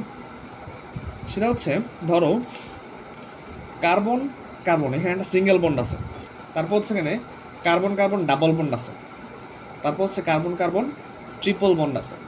এদের মধ্যে বন্ড নাম্বার দেখো কয়টা, এখানে একটা, এখানে এখানে 2টা, এখানে 3টা। তো এখানে একটা নাম্বার, এখানে 2টা নাম্বার, এখানে 3টা নাম্বার। বন্ড লেন্থ কম হবে অ্যাকচুয়ালি কীরকম, এরকম 1 2 3। আমরা কি দেখছি এখানে ব্যস্তানুপাতিকভাবে সম্পর্কিত, অর্থাৎ যত বেশি বন্ড নাম্বার হবে বন্ড লেন্থটা কি ততই কম হবে।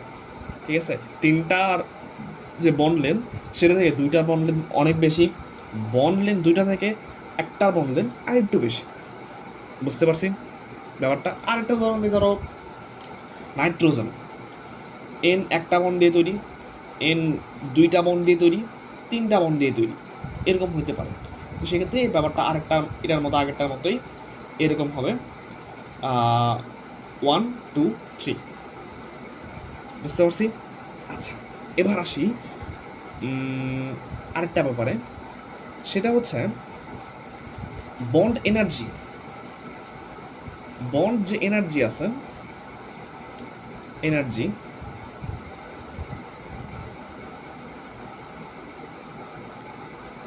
এই বন্ড এনার্জি হচ্ছে আবার বন্ড লেন্থের সাথে ব্যস্তানুপাতিক সম্পর্কিত। বন্ড লেন্থের সাথে ব্যস্তানুপাতিকভাবে সম্পর্কিত, অর্থাৎ বন্ড লেন্থটা যত বেশি হবে তত বন্ড এনার্জি কম হবে। ঠিক আছে, এখানে আমরা দেখছি কার্বন কার্বন সিঙ্গেল বন্ডের ক্ষেত্রে এদের বন্ড লেন্থ বেশি হয়, তো এই ক্ষেত্রে কিন্তু আবার বন্ড এনার্জি যেটা আছে সেটার মানটা কিন্তু এখানে কম হবে। বুঝতে পারছি ব্যাপারটা? আচ্ছা ঠিক আছে, এতটুকু ক্লিয়ার হচ্ছে। এবার আসি হচ্ছে যেটা আরেকটা অনেক ইম্পর্টেন্ট জিনিস, এটা আমি এখন লিখতে যাচ্ছি, সেটা হচ্ছে বন্ড যে লেন্থটা আছে, এই বন্ড লেন্থ হচ্ছে এটা অনেক বেশি পরিমাণ লাগবে। এই জিনিসটা অনেক বেশি পরিমাণ লাগবে, আগের জিনিসগুলো খুব কম পরিমাণে লাগবে, বাট এখন যেটা লিখছি এটা অনেক বেশি পরিমাণে লাগবে সংকরায়নের ক্ষেত্রে।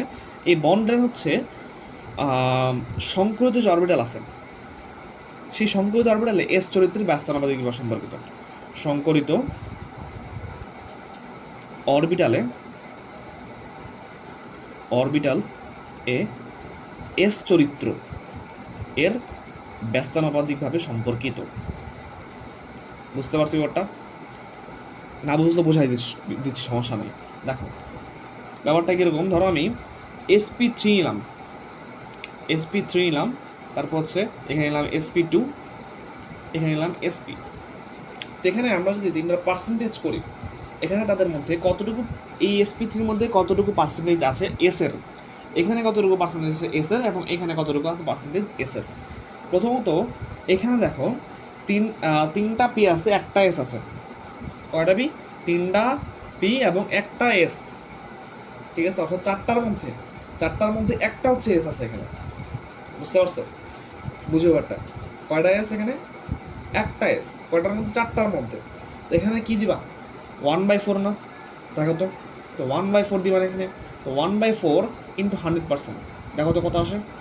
ক্যালকুলেটরে চাপ দাও, দেখো কত আসছে, 25%। অর্থাৎ এখানে আছে কি 25% এস চরিত্র। এবার এখানে দেখো দুইটা পি একটা এস, দুইটা পি একটা এস, তাহলে এখানে তিনটার মধ্যে একটা, তাহলে 1/3 দিবা। তাহলে 1/3 দাও ইন্টু 100%, দাও কত আসছে? 33.33%, 33.33%। তারপর হচ্ছে আসো এসপিতে, এসপির মধ্যে কি এসও একটা পিও একটা, তার মানে 50-50, তাহলে 50% হচ্ছে এস চরিত্র। তাহলে সংকরিত অরবিটাল এস চরিত্র কার বেশি? এসপি এর বেশি। তারপর হচ্ছে sp2, তারপর হচ্ছে কি sp3। এটা যেহেতু sp এর বেশি, তা সেই ক্ষেত্রে বন্ড লেন্থ হচ্ছে sp এর কম। দ্যাট মিনস বন্ড লেন্থের যে ক্রমটা সেটা অ্যাকচুয়ালি এরকম হবে। বুঝতে পারছি ব্যাপারটাকে ক্লিয়ার হতে পারছি? আশা করি এই এতটুকু ব্যাপার আমরা ক্লিয়ার হয়ে গেছে অলরেডি। ঠিক আছে, আচ্ছা এখন আসি বন্ড অ্যাঙ্গেল কীভাবে কমে কীভাবে বাড়ে। ঠিক আছে, আমরা একটু পরে দেখবো যে প্রত্যেকটা সংকরণের, এই যে এখানে এসে দেখবো যে প্রত্যেকটা সংকরণের একটা নির্দিষ্ট কোণ আছে, বন্ড অ্যাঙ্গেল আছে। যেমন যদি 2 হয়, মানে এক্স এমন যদি এখানে 2 হয়, অর্থাৎ মানে হচ্ছে এসপি যদি হয়, তো সেক্ষেত্রে এখানে 180 বন্ড অ্যাঙ্গেল ক্রিয়েট হয়। ঠিক আছে, যদি sp2 হয় তা সেক্ষেত্রে এখানে হচ্ছে 120 ডিগ্রি কোণ উৎপন্ন হয়। এখানে sp3 হলে সরি এখানে হচ্ছে এখানে হচ্ছে বন্ডিং ইলেকট্রন দেওয়া। হ্যাঁ ঠিক আছে, এখানে যদি 2 হয় তাহলে সেক্ষেত্রে স্লাইডলি 120 থেকে কম হয়। বাট sp3 হলে, চারটা মানে sp3 যদি হয় তাহলে এখানে 109.5 ডিগ্রি কোণ উৎপন্ন হয়। ঠিক আছে, অর্থাৎ যে কোণগুলো আছে সেই কোণগুলোর একটা নির্দিষ্ট সংকরণের উপর ডিপেন্ড করে, বুঝছি। এখন এটা অ্যাকচুয়ালি বিভিন্ন জিনিসের উপর কমে বাড়ে, ঠিক আছে। এই ফ্যাক্টরগুলো আমি এখন বলবো। ব্যাপারটা কি দেখো, একটু নর্মালভাবে চিন্তা করো, মাথাটা একটু ঠান্ডা করো এবং নর্মালভাবে চিন্তা করো। ধরো আমি একটা আহ, এরকম একটা যৌগ নিলাম, এটা হচ্ছে AB2 যৌগ, AB2 যৌগ, ঠিক আছে। এখন AB2 যৌগের মধ্যে হচ্ছে যেটা এটা হচ্ছে সেন্ট্রাল অ্যাটম। এটা কি? এইটা হচ্ছে সেন্ট্রাল অ্যাটম, বুঝতে পারছি এবারটা? এটা হচ্ছে তোমার সেন্ট্রাল অ্যাটম। আর হচ্ছে এখানে বি, এখানে একটা বি, তারপর হচ্ছে এখানে একটা বি। এই দুটো হচ্ছে কি? এই দুটো হচ্ছে সারাউন্ডিংস অ্যাটম বা পার্শ্বীয় পরমাণু, বুঝছি। এই ক্ষেত্রে ধরো আমি ধরলাম এখন যে সেন্ট্রাল যে অ্যাটমটা আছে, সেই সেন্ট্রাল হচ্ছে হাই ইলেকট্রন নেগেটিভ। কার সাপেক্ষে? বি এর সাপেক্ষে হাই ইলেকট্রন নেগেটিভিটি প্রদর্শন করে, মানে কি তড়িৎ ঋণাত্মকতা। হাই ইলেকট্রন নেগেটিভ মানে কি? আচ্ছা, ইলেকট্রন নেগেটিভ মানে কি আমরা জানি, এটা আমরা জানি হচ্ছে সহজেই বন্ধনে ইলেকট্রন নিজের দিকে টেনে আনার যে ক্ষমতা, শেয়ারকৃত ইলেকট্রন, শেয়ারকৃত যে ইলেকট্রনটা আছে, শেয়ারকৃত যে ইলেকট্রনটা আছে, ওই ইলেকট্রনটা নিজের দিকে টেনে আনার যে ক্ষমতা, সেটাকে অ্যাকচুয়ালি কী বলা হয়? তড়িৎ ঋণাত্মকতা বা ইলেকট্রন নেগেটিভিটি। তো এখানে ধরো এই এ এবং বি এর মধ্যে এর ইলেকট্রন নেগেটিভিটি বেশি, তো সেক্ষেত্রে এখানে একটা শেয়ারকৃত ইলেকট্রন ছিল তার, এই যে এখানে ধরো একটা তাদের মধ্যে একটা শেয়ারকৃত ইলেকট্রন ছিল এই জায়গাটুকুর মধ্যে, ঠিক আছে। তো এখন এখানে তো এ হচ্ছে হাই ইলেকট্রোনেগেটিভ, তাই না? কি হাই ইলেকট্রোনেগেটিভ না? এই যে এই দুটো ইলেকট্রন, এটা অ্যাকচুয়ালি কি বন্ড পেয়ার ইলেকট্রন। এই যে দুইটা ইলেকট্রন আমরা দেখতে পাচ্ছি, এটা হচ্ছে কি বন্ড পেয়ার ইলেকট্রন। এখন এই হাই ইলেকট্রোনেগেটিভ যেহেতু, তাহলে এই বন্ড পেয়ার ইলেকট্রনগুলো কী করবে? এর দিকে ধাবিত হবে। এখন একটু দেখো, এইখানে যখন ছিল তখন তাদের কিন্তু ডিস্টেন্সটা একটু দেখো, ডিস্টেন্সটা একটু লক্ষ্য করো। এখান থেকে যখন এখানে ছিল তখন তাদের ডিস্টেন্স দেখো অনেকটা কিন্তু বেশি ডিস্টেন্স, বাট যখন অনেকটা উপরের দিকে উঠতে থাকবে তারা, ঠিক আছে, হাই ইলেকট্রোনেগেটিভ যাবে না তারা, তাহলে সেক্ষেত্রে একটু উপরের দিকে উঠবে। যখন ধরো এখানে তারা এখান থেকে এখানে উঠছে, এই এতটুকু জায়গার মধ্যে, ঠিক আছে, একটু সমান দিই, লেভেলে দিই, এখানে আসা, ঠিক আছে। তাহলে তারা দেখো ডিস্টেন্সটা একটু কম হয়ে গেছে না তাদের মধ্যে। এখন এই প্রত্যেকটা কিন্তু অ্যাকচুয়ালি ইলেকট্রন, এইটাও ইলেকট্রন, এটাও ইলেকট্রন, এটাও ইলেকট্রন, এইটাও ইলেকট্রন, কিন্তু দেখি ধাবিত হয়েছে এখানে, এইদিকে ধাবিত হয়েছে। দেখো ধাবিত হওয়ার ফলে যেটা হয়েছে, দেখো এদের মধ্যে কিন্তু ডিস্টেন্সটা একটু কম হয়ে গেছে এখানে। এখন ইলেকট্রন কিন্তু নেগেটিভ চার্জ যুক্ত। আমরা কি জানি, দুইটা নেগেটিভ চার্জ বা সমধর্মী চার্জ অ্যাকচুয়ালি তারা কি পরস্পরকে বিকর্ষণ করে না? বিকর্ষণ করে। তো এদের মধ্যে যখন ডিস্টেন্স একটু বেশি ছিল, তাদের মধ্যে বিকর্ষণ হারটা কম ছিল। যখন তারা কাছাকাছি চলে গেছে, তখন কিন্তু তাদের মধ্যে বিকর্ষণ যে হারটা, সেই বিকর্ষণ হারটা কিন্তু বেড়ে গেছে। একটু চিন্তা করে দেখো, বেড়ে গেছে না? তাদের মধ্যে এখানে একটা বিকর্ষণ বল বেশি অনুভূত হবে না? এখানেও হতো, বাট এখানে কিন্তু কম। বাট এখানে যখন আছে তখন কিন্তু বিকর্ষণ হারটা বেশি অনুভূত হইতেছে। ব্যাপারটা বুঝছো? অর্থাৎ বিকর্ষণ বেশি অনুভূত হওয়ার কারণে তারা একটু বন্ড লেন্থটা এখানে বেড়ে যাবে। এই এতটুকু এখানে বিকর্ষণ হওয়ার ফলে এখানে যে বন্ড লেন্থটা এখান থেকে এখানে চলে আসবে, বুঝছি। এবং বিয়ের যে নতুন অবস্থান, সেটা হচ্ছে এই জায়গাটুকুর মধ্যে হয়ে যাবে, বুঝছি। এবং তখন ধরো প্রথম অবস্থায় তার বন্ড লেন্থ ছিল এইটা, এই যে এখানে এই থিটা। পরবর্তী অবস্থা এই যে এই থিটা। পরবর্তী যখন অবস্থা যখন ক্রিয়েট হয় পরবর্তীতে, তখনই তাদের বন্ড লেন্থ এই এতটুকু হয়ে যায় থিটা 2-তে, এবং এই থিটা 1 থেকে বড়। এটা কেন হয়েছে? এটা হচ্ছে ইলেকট্রন নেগেটিভিটির কারণে হয়েছে। আর এই থিটা 1টা ছিল অ্যাকচুয়ালি কি সংকরণের ফলে যে বন্ধন কোনটা ছিল, ঠিক আছে। বাট এইটা সে করতে পারে না, কারণ কি এই যে high electron negativity of central অ্যাটমের কারণে। তাহলে ব্যাপারটা একটু বাংলায় আমি একটু লিখি, ব্যাপারটা কীরকম? ব্যাপারটা হচ্ছে একটু মনে রাখবা যে সেন্ট্রাল অ্যাটম, যেটাকে আমি প্রকাশ করলাম CA দ্বারা, সেন্ট্রাল অ্যাটমের ইলেকট্রন নেগেটিভিটি প্রান্তীয় পরমাণু বা সারাউন্ডিংস অ্যাটম, প্রান্তীয় পরমাণু এর তুলনায়, পরমাণুর তুলনায় বেশি হলে বন্ধন কোণের মান কি হইতেছে? বৃদ্ধি পাইতেছে। তাহলে বন্ধন কোণের মানের বৃদ্ধি ঘটে। ব্যাপারটা ক্লিয়ার হয়েছে? এখন আমরা ধরো উল্টা একটা কেস চিন্তা করি, উল্টা কেস এটা। ধরো এখন হচ্ছে এই যে বি আছে না, প্রান্তীয় যে পরমাণুটা, এই যে এখন হচ্ছে বি নিয়ে আমরা একটু চিন্তা করব। এই যে বি নিয়ে, এই বি এর ধরো এখন ইলেকট্রোনেগেটিভিটিটা আগের থেকে বেশি হয়ে গেছে। এখন হচ্ছে বি এর ইলেকট্রোনেগেটিভিটি বেশি। উল্টা ঘটনা এখন চিন্তা করতেছি। ধরো তাহলে এখন কি, এখন হচ্ছে হাই ইলেকট্রোনেগেটিভিটিকে বি, হাই ইলেকট্রন নেগেটিভিটি কার এখন বি এর আছে, ঠিক আছে? আচ্ছা, এখন যেটা দেখো, এখন আগের জায়গায় কিন্তু আছে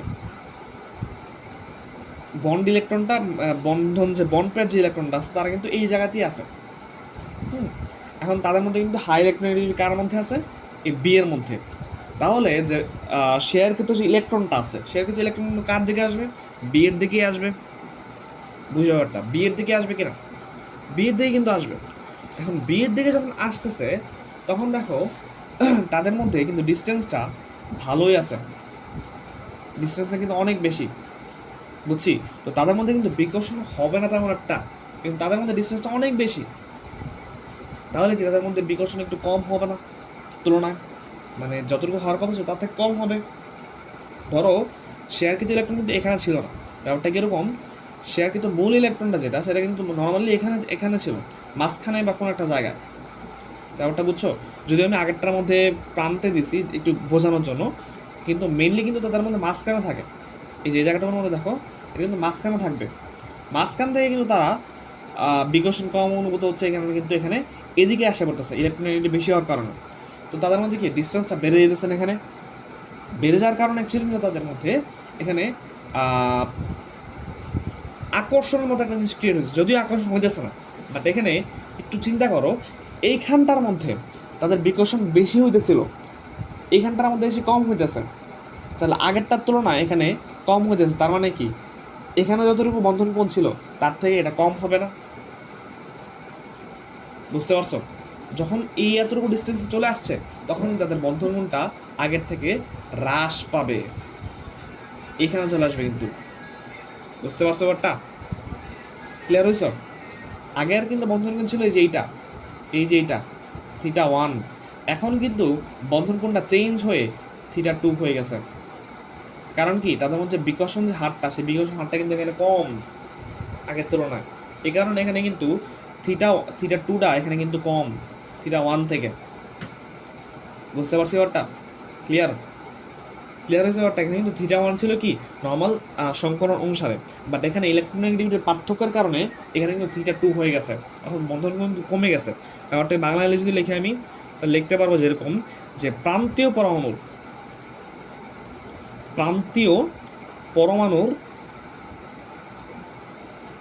পরমাণুর ইলেকট্রোনেগেটিভিটি যদি সিএ সেন্ট্রাল অ্যাটম থেকে বেশি হয় তাহলে বন্ধন কোণের মান হ্রাস পায়।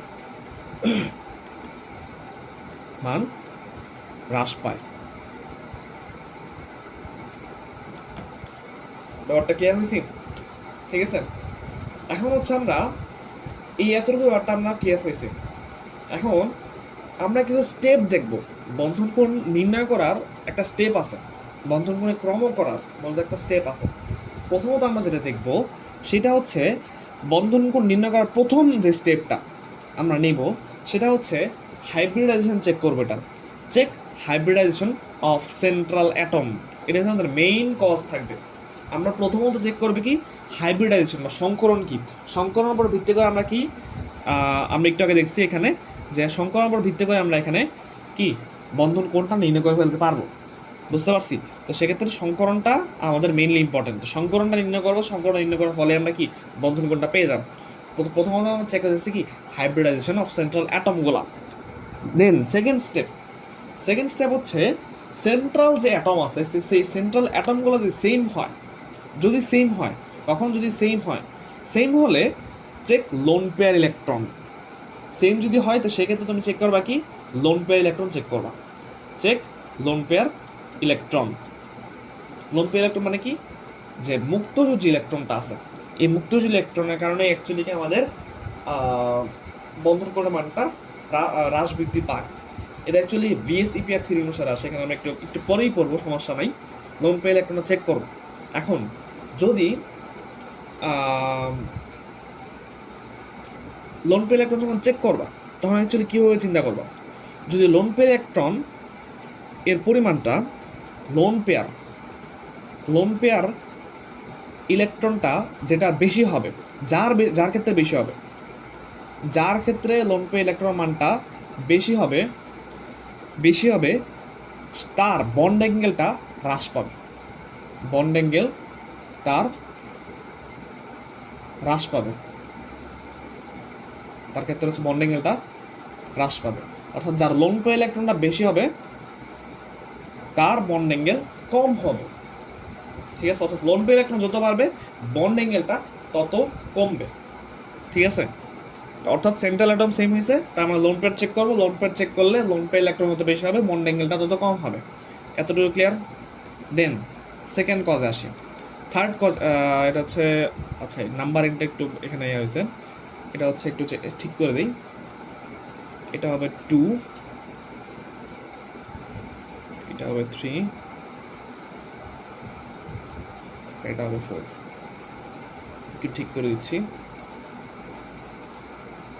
এটা 2, এটা 3, এটা 4। আচ্ছা দেখো, তাহলে এতটুকু দেখা শেষ। এখন যদি সেন্ট্রাল অ্যাটমও সেম, লোন পেয়ার ইলেকট্রনও সেম, তখন কি করবা? তখন হচ্ছে এই যে মাত্র যে সিচুয়েশনটা দেখা আসছি না, যে ইলেকট্রন নেগেটিভিটি, সেই ইলেকট্রন নেগেটিভিটি তুমি পরীক্ষা করবা। কেমনে? যে সেন্ট্রাল অ্যাটম সেম, তার মানে কি মানে সেন্ট্রাল অ্যাটম সেম মানে কি, তাহলে তাদের মধ্যে হাই ইলেকট্রন নেগেটিভ কে হবে সেটা দ্বারা চিন্তা করবো। সেন্ট্রাল অ্যাটম সেম তার মানে কি প্রান্তীয় পরমাণু ভিন্ন হবে। তো প্রান্তীয় পরমাণু যদি ভিন্ন হয় তাহলে প্রান্তীয় পরমাণুর ইলেকট্রন নেগেটিভিটি দ্বারা আমরা কাউন্ট করবো। প্রান্তীয় পরমাণুর ইলেকট্রন নেগেটিভিটি দ্বারা আমরা কাউন্ট করবো। তখন আমরা একটু আগে দেখে আসছি, প্রান্তীয় পরমাণুর যে ইলেকট্রন নেগেটিভ যদি বেশি হয় সেন্ট্রাল অ্যাটম থেকে, তখন কি হয়? বন্ধন কোণের মানটা হ্রাস পায়। একটু আগে আমরা দেখে আসছি। দ্যাট মিনস এই ক্ষেত্রে আমরা কি লিখবো? যদি এটা বেশি হয় তাহলে কি হবে? তাহলে হচ্ছে এখানে বন্ড অ্যাঙ্গেলটা হ্রাস পাবে।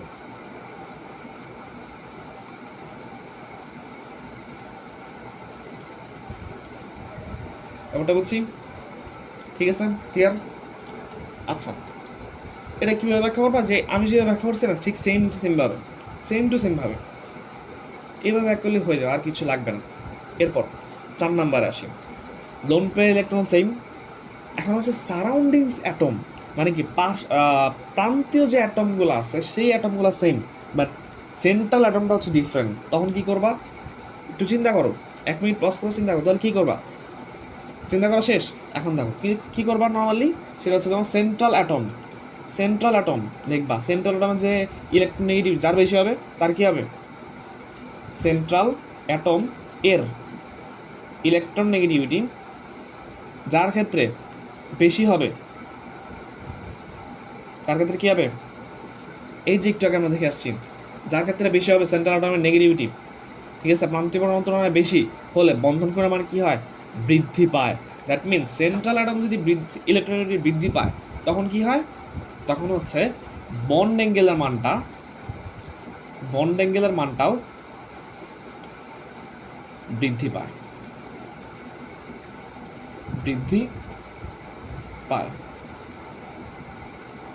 সবুজ কালে দিয়ে যেটা লিখছি সেটা হচ্ছে বৃদ্ধি, লাল কালে দিয়ে হচ্ছে ডাউনফল, মানে কি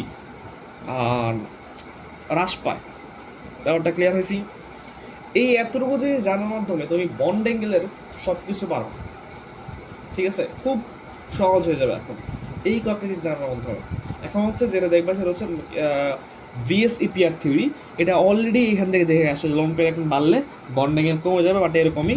জাস্ট এটা একটু দেখে রাখো যে মনে রাখবা যে কোনো পরমাণুতে, কোনো অণুতে কেন্দ্রীয় পরমাণু যোজ্যতা স্তরে ইলেকট্রন জোড় এমনভাবে বিন্যস্ত থাকে যাতে পরস্পর থেকে সর্বাধিক কৌণিক দূরত্ব এ অবস্থান করে, যেন অরবিটালগুলোর মধ্যে বিকর্ষণ সবচেয়ে কম হয় এবং অণুটি সর্বাধিক স্থিতিশীল হয়। এটাকে বলা হয় অ্যাকচুয়ালি কি ভিএসইপিআর থিওরি। এটাকে মানে যদি ভাঙা হয় তাহলে এটাকে হয় actually valence shell electron pair repulsion theory. বুঝতে পারছি? তো এটা হচ্ছে ভিএসইপিআর থিওরি, এবং ভিএসইপিআর থিওরি বিকর্ষণের ক্ষেত্রে হচ্ছে লোন পেয়ার ইলেকট্রনের মধ্যে বিকর্ষণ হওয়া সবচেয়ে বেশি, তারপর হচ্ছে লোন পেয়ার বন পেয়ার, তারপর হচ্ছে বন পেয়ার। বুঝতে পারছি ব্যাপারটা? এই ব্যাপারটা ক্লিয়ার হয়েছি? ওকে, ডান। এখন আসি হচ্ছে জাস্ট এগুলো হচ্ছে মুখস্থ রাখবা, আর কিচ্ছু না। জাস্ট দেখো মলিকুলার জেমেট্রিক বেজ অফ বিএসইপিআর। আচ্ছা, এখানে একটু আমি কন্ট্রিবিউট করি তোমার সাথে, সেটা হচ্ছে মনে রাখবা সবসময় যেটা শেপ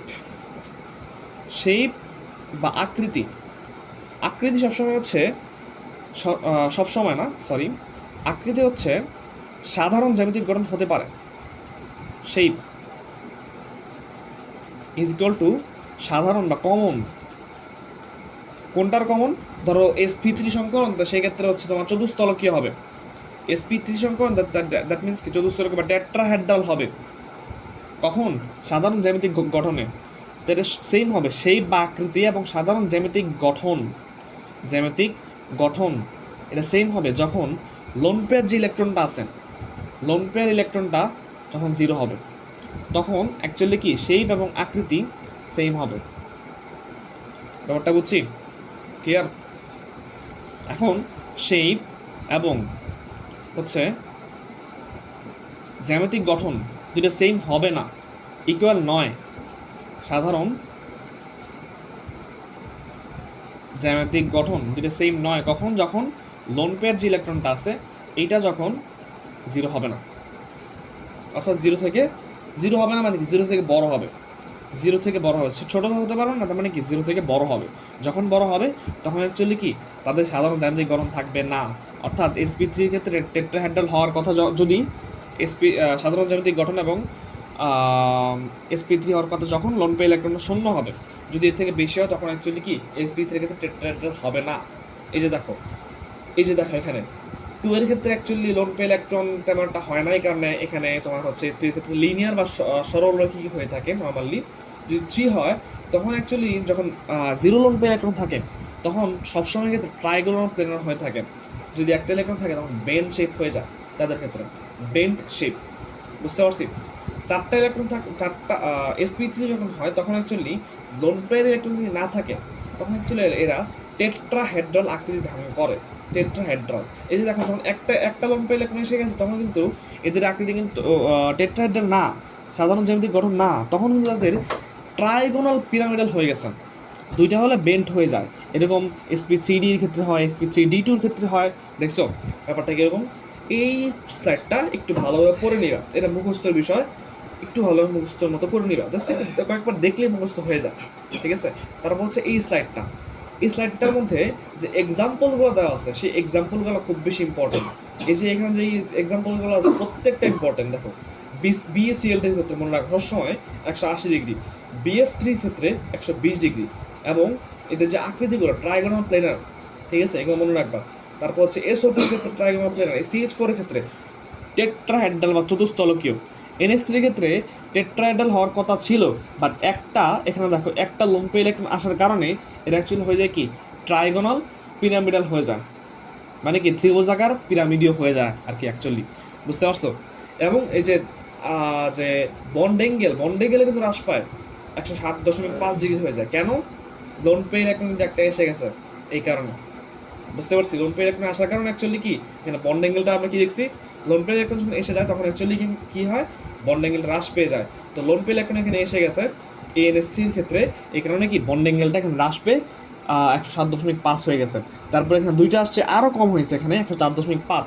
তখনই কিন্তু এর যে জ্যামিতিক যে গঠনটা আছে বা শেপ যেটা আছে সেইটাও কিন্তু অ্যাকচুয়ালি চেঞ্জ হয়ে গেছে এখানে, ভি বা ভি শেপ বা বেন্ড আকৃতি হয়ে গেছে। ঠিক আছে, তো যদি এরকম SP3D2 এরকম অনেক কিছু দেখবে, এখানে প্রত্যেকটা জিনিসই কিন্তু ইম্পর্টেন্ট। জাস্ট এই স্লাইডটা ভালোভাবে পড়বা, পরীক্ষায় এখান থেকে কমন আসবে, এখান থেকে ম্যাক্সিমাম কমন আসবে। বুঝতে পারছি ক্লিয়ার ব্যাপারটা? আচ্ছা, এটা যদি ক্লিয়ার হয় তাহলে আমাদের মোটামুটি বলতে পারো যে আমাদের শেষ প্রায়। এখন জাস্ট প্র্যাকটিস করো তাইলে হয়ে যাবে। আমি তো একটা প্র্যাকটিস করা দেই। ঠিক আছে, এখানে আছে আমাদের দেখো প্রথমত কেন্দ্রীয় পরমাণু সংকরণ বের করতে বলছেন। ঠিক আছে, এখানে কেন্দ্রীয় পরমাণু তোমার কোনটা মনে হয় বলো তো, একটু চিন্তা করো। SO4 মাইনাস এটা হচ্ছে আয়ন, SU এটা হচ্ছে ব্র্যাকেটের বাইরে, এটা হচ্ছে তোমার হচ্ছে যদি তুমি ডি অরবিটাল বা অজৈব যৌগের নামকরণ যদি করে থাকো, ডি অরবিটালের যে নামকরণগুলো আছে, তো ওই নামকরণের মধ্যে কিন্তু সিউ কিন্তু অ্যাকচুয়ালি মানে পাশের একটা পরমাণু হয়ে থাকে। তার মানে NH3 এর মধ্যে কোনো একটা হবে। তো NH3 এর মধ্যে কোনটা কেন্দ্র পরমাণু হয়? নর্মালি কি হয়, নাইট্রোজেন হয়, নাইট্রোজেনই হবে। নাইট্রোজেনের কেন্দ্রীয় পরমাণু মানে এই পরমাণুটা এটা সংকরণ করতে বলতেছে আমাদের। তো যদি আমি সংকরণ করি তাহলে দেখো একটু কী আসে আমাদের এখানে। এক্স অ্যামাউন্ট আমরা বের করবো, তাহলে এক্স অ্যামাউন্ট যদি বের করি আমরা, তাহলে হাফ ইন্টু নাইট্রোজেনের ভ্যালেন্সি ইলেকট্রন কত? 5 দেখছি আমরা, 5। তারপর হচ্ছে সারাউন্ডিংস অ্যাটম। এখন এটার মধ্যে অনেকে পেস লাগাবে, সারাউন্ডিংস অ্যাটম হাইড্রোজেন অ্যাটম নেবে, এই যে এখানে যতগুলো ইলেকট্রন আছে সবগুলো নেবে, আর সবগুলো কিন্তু এখানে কাউন্ট হবে না। এখানে কিন্তু কি কাউন্ট হবে? 3টা কাউন্ট হবে। এই হাইড্রোজেন জাস্ট কাউন্ট হবে এখানে। বুঝতে পারছি ব্যাপারটা ক্লিয়ার? হাইড্রোজেন জাস্ট এখানে কাউন্ট হবে। বুঝতে পারছি ব্যাপারটা? আচ্ছা, এবার হচ্ছে এখানে হচ্ছে পজিটিভ চার্জ থেকে নেগেটিভ চার্জ, এটা নিয়ে। আচ্ছা, এখানে আরেকটা কথা বলতে পারো তোমরা, যে এখানে 4টা নাইট্রোজেন আছে, 3টা হাইড্রোজেন আছে। ঠিক আছে, ব্যাপারটা বুঝছো? 4টা নাইট্রোজেন আছে, 3টা হাইড্রোজেন আছে, এটা কেন গুণ করলাম না? গুণ তুমি চাইলে করতে পারো, কোনো সমস্যা নাই, গুণ তুমি চাইলে করতে পারো, বাট গুণ করলে অ্যাকচুয়ালি এখানে তুমি মানে কোনো সমস্যা তৈরি হবে না। কারণ অ্যাকচুয়ালি এখানে যদি 4 5 20 করো, তারপর হচ্ছে 3 4 12 করো, তো সেখান থেকে অ্যাকচুয়ালি এখানে 4 দ্বারা ভাগ করলে সেই জিনিসটা আসবে, তো খুব বেশি একটা প্রবলেম হবে না এখানে। বুঝতে পারছি? তারপর হচ্ছে এখানে চার্জটা যেটা আছে, সেই চার্জটা অ্যাকচুয়ালি কী করতে হবে, এখানে বাদ দিয়ে দিতে হবে। তাহলে লিখবে কি, মাইনাস নেগেটিভ চার্জ। বুঝতে পারছি? এখানে দেখো তুমি এই নেগেটিভ চার্জ নিতে পারো, পজিটিভ চার্জটা এখানে বাদ দিতে পারো, বাট এটা নিয়ে নেওয়া যাবে না, কিন্তু এটা কিন্তু বাইরে, এটা কিন্তু এই জিনিসটা বাইরে অবস্থিত, তাহলে এটা নেওয়া যাবে না। তাহলে যদি করো তাহলে কি আসে, 5 আর 3 8, 8 মাইনাস 2 6, 6/2 কি 3। তাহলে এটা সংকরণ কেউ বলো তো, SP2। ব্যাপারটা ক্লিয়ার হয়েছে? আচ্ছা, এটা যদি ভুল হয়ে থাকে বা কোনো জায়গায় যদি ভুল করে থাকে তাহলে কমেন্ট বক্সে জানাই দিও আমি, বা তোমার যদি কোনো কনফিউশন লাগে তাহলে সেক্ষেত্রে আমাকে জানাতে পারো, আমি কমেন্ট বক্সে জানিয়ে দেবো। তারপর হচ্ছে ClO3 মাইনাস, এটা HW থাকবে, করে নিও। তারপর হচ্ছে XgF6, এটাও করে নিও, পারবা। ঠিক আছে, HW থাকবে। এরপর হচ্ছে আকৃতি কি? প্রথমত হচ্ছে এটার ক্ষেত্রে তোমার হচ্ছে প্রথম যে কাজটা করতে হবে সেটা হচ্ছে সংকরণ নির্ণয় করতে হবে, দেন তুমি আকৃতি বের করতে পারো। ঠিক আছে, সংকরণ নির্ণয় করো আগে। এক্স এর ক্ষেত্রে এখানে দেখো কি আসতেছে, BCl3 এর ক্ষেত্রে হাফ ইন্টু বোরনের ভ্যালেন্স ইলেকট্রন কয়টা বলো তো? বোরন কয়টা ইলেকট্রন? বেরিলিয়াম, বোরন 3টা না? দেখো বোরন যদি আমি ইলেকট্রন বিন্যাস করি তাহলে কি আসে, hydrogen, helium, lithium, beryllium, boron 5 number, 2s2 2p1।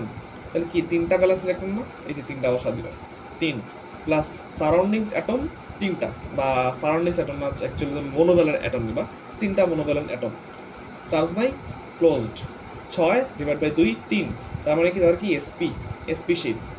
আচ্ছা, এতটুকু দিয়েই থেমে যাবা না, যেটা করবা এখন লোন পেয়ার কোনো ইলেকট্রন আছে কিনা সেটা চেক করবা। লোন পেয়ার ইলেকট্রন আছে কিনা সেটা চেক করবা কেমনে, একটু আমরা দেখাইছি যে loan pair electron is equal to কি হয়, এক্স মাইনাস সারাউন্ডিংস অ্যাটম। তো এক্স মাইনাস সারাউন্ডিংস অ্যাটম মানে কি, এক্স ইজ ইকুয়াল টু কত, এখানে 3, সারাউন্ডিংস অ্যাটম হচ্ছে এখানে কি আসতেছে 3, এই 3 - 3 0।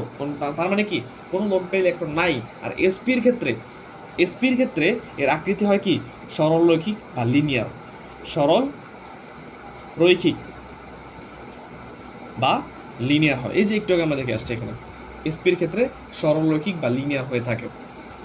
আচ্ছা ঠিক আছে, এখন PCl5, PCl5 এর ক্ষেত্রে এক্স ওয়ানটা নির্ণয় করা কত আসবে, হাফ ইন্টু 3, সরি 3 না, পি এর ক্ষেত্রে 5টা আছে কারণ নাইট্রোজেনের গ্রুপে, তাহলে 5টা ভ্যালেন্স ইলেকট্রন প্লাস হচ্ছে 5, আস্তে আস্তে কি 10/2 মানে কি 5, 5 আসলে কি আসবে sp3d2, sp3d2, sp3d2 হচ্ছে normally octahedral shape, octahedral shape, but এটা হচ্ছে জ্যামিতিক গঠন, সাধারণ জ্যামিতিক গঠন, বাট এদের মধ্যে কিন্তু লোন পেয়ার ইলেকট্রন থাকে তাহলে সেক্ষেত্রে কিন্তু শেপটা চেঞ্জ হয়ে যেতে পারে।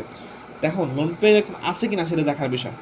লোন পেয়ার ইলেকট্রন ইজিগুলো আমরা কি জানি, x minus surroundings atom, x কত 5, সারাউন্ডিংস অ্যাটম কয়টা আছে 5টা, কোনো লোন পেয়ার ইলেকট্রন আছে না, 0 কিন্তু, তাহলে সেক্ষেত্রে কিন্তু এটার আকৃতি অক্টাহেড্রাল বা অষ্টতলকীয় হয়ে থাকবে, অষ্টতলকীয়। ঠিক আছে, এই জিনিসটা তোমরা সবাই কিন্তু মুখস্থ করে ফেলবা। এই যে এই স্লাইডটা বাংলাটা আমি লিখে দিই নাই, বাট বাংলাটা জানা মতো হয়তো পারবা, যেমন ট্রাইগোনাল পিরামিডাল এর মানে কি ত্রিকোণাকার দ্বি পিরামিডীয়, তারপর হচ্ছে অক্টাহেড্রাল এটা মানে কি, এটা মানে হচ্ছে তোমার কি অষ্টতলকীয়, বুঝতে পারছি ব্যাপারটা।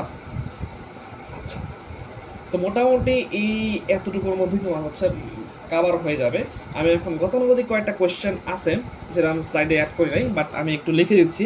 ধরো এরকম কয়েকটা কোয়েশ্চেন আসতে পারে তোমার, যে লিখবা এরকম একটা কোয়েশ্চেন আসতে পারে যে NH3 এবং হচ্ছে ধরো একটু আগে দেখলাম কি BCl3 নিলাম না, তাহলে ধরো এবং NCl3 এর কেন্দ্রীয় পরমাণু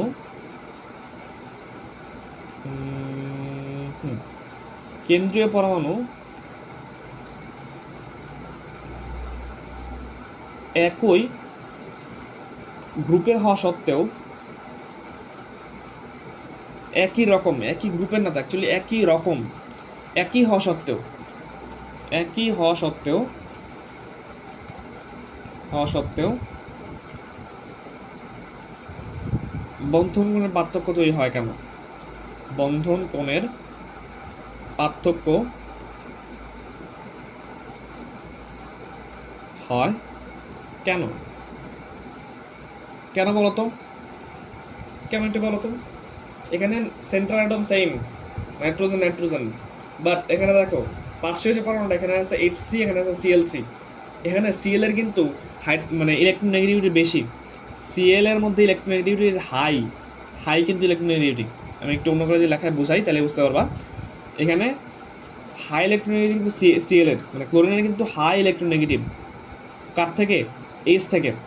তো যদি আমরা হাই ইলেকট্রোনেগেটিভ দেখি পার্শ্ব পরমাণুর ক্ষেত্রে, তখন কিন্তু বন্ধন কোণের মানটা হ্রাস পায়, অর্থাৎ NCl3 যে বন্ধন কোণ সেটা কিন্তু হ্রাস পাবে, বুঝতে পারছি ব্যাপারটা, এই এতটুকু ক্লিয়ার হতে পারছি।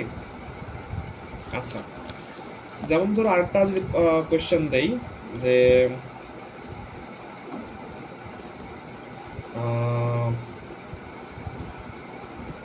সেটা হচ্ছে NH3 PH3 এর সংকরণ একই, সংকরণ একই কিন্তু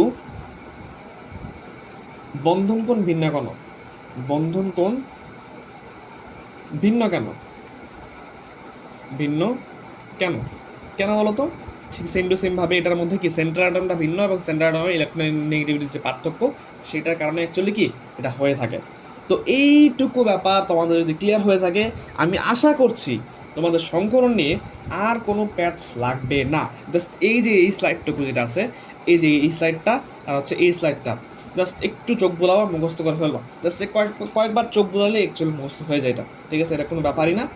আশা করি এই জিনিসটা পড়লেই তোমরা অ্যাকচুয়ালি পেরে ফেলবা, আর বাকি যে কনসেপ্টগুলো আছে সেই কনসেপ্টগুলো তো বোঝা হয়েছেই। তো আশা করছি আজকের পর থেকে বন্ধন কোণের মানে সংকরণের যত প্রবলেম আছে, তুমি যদি মানে প্যাচ লাগাতে চাও তবুও পারবো না প্যাচ লাগাতে। আশা করছি আজকের ক্লাসের পর তোমার এটা সলভ হয়ে গেছে। তো নেক্সট কোনো ক্লাসে দেখা হবে। আসসালামু আলাইকুম।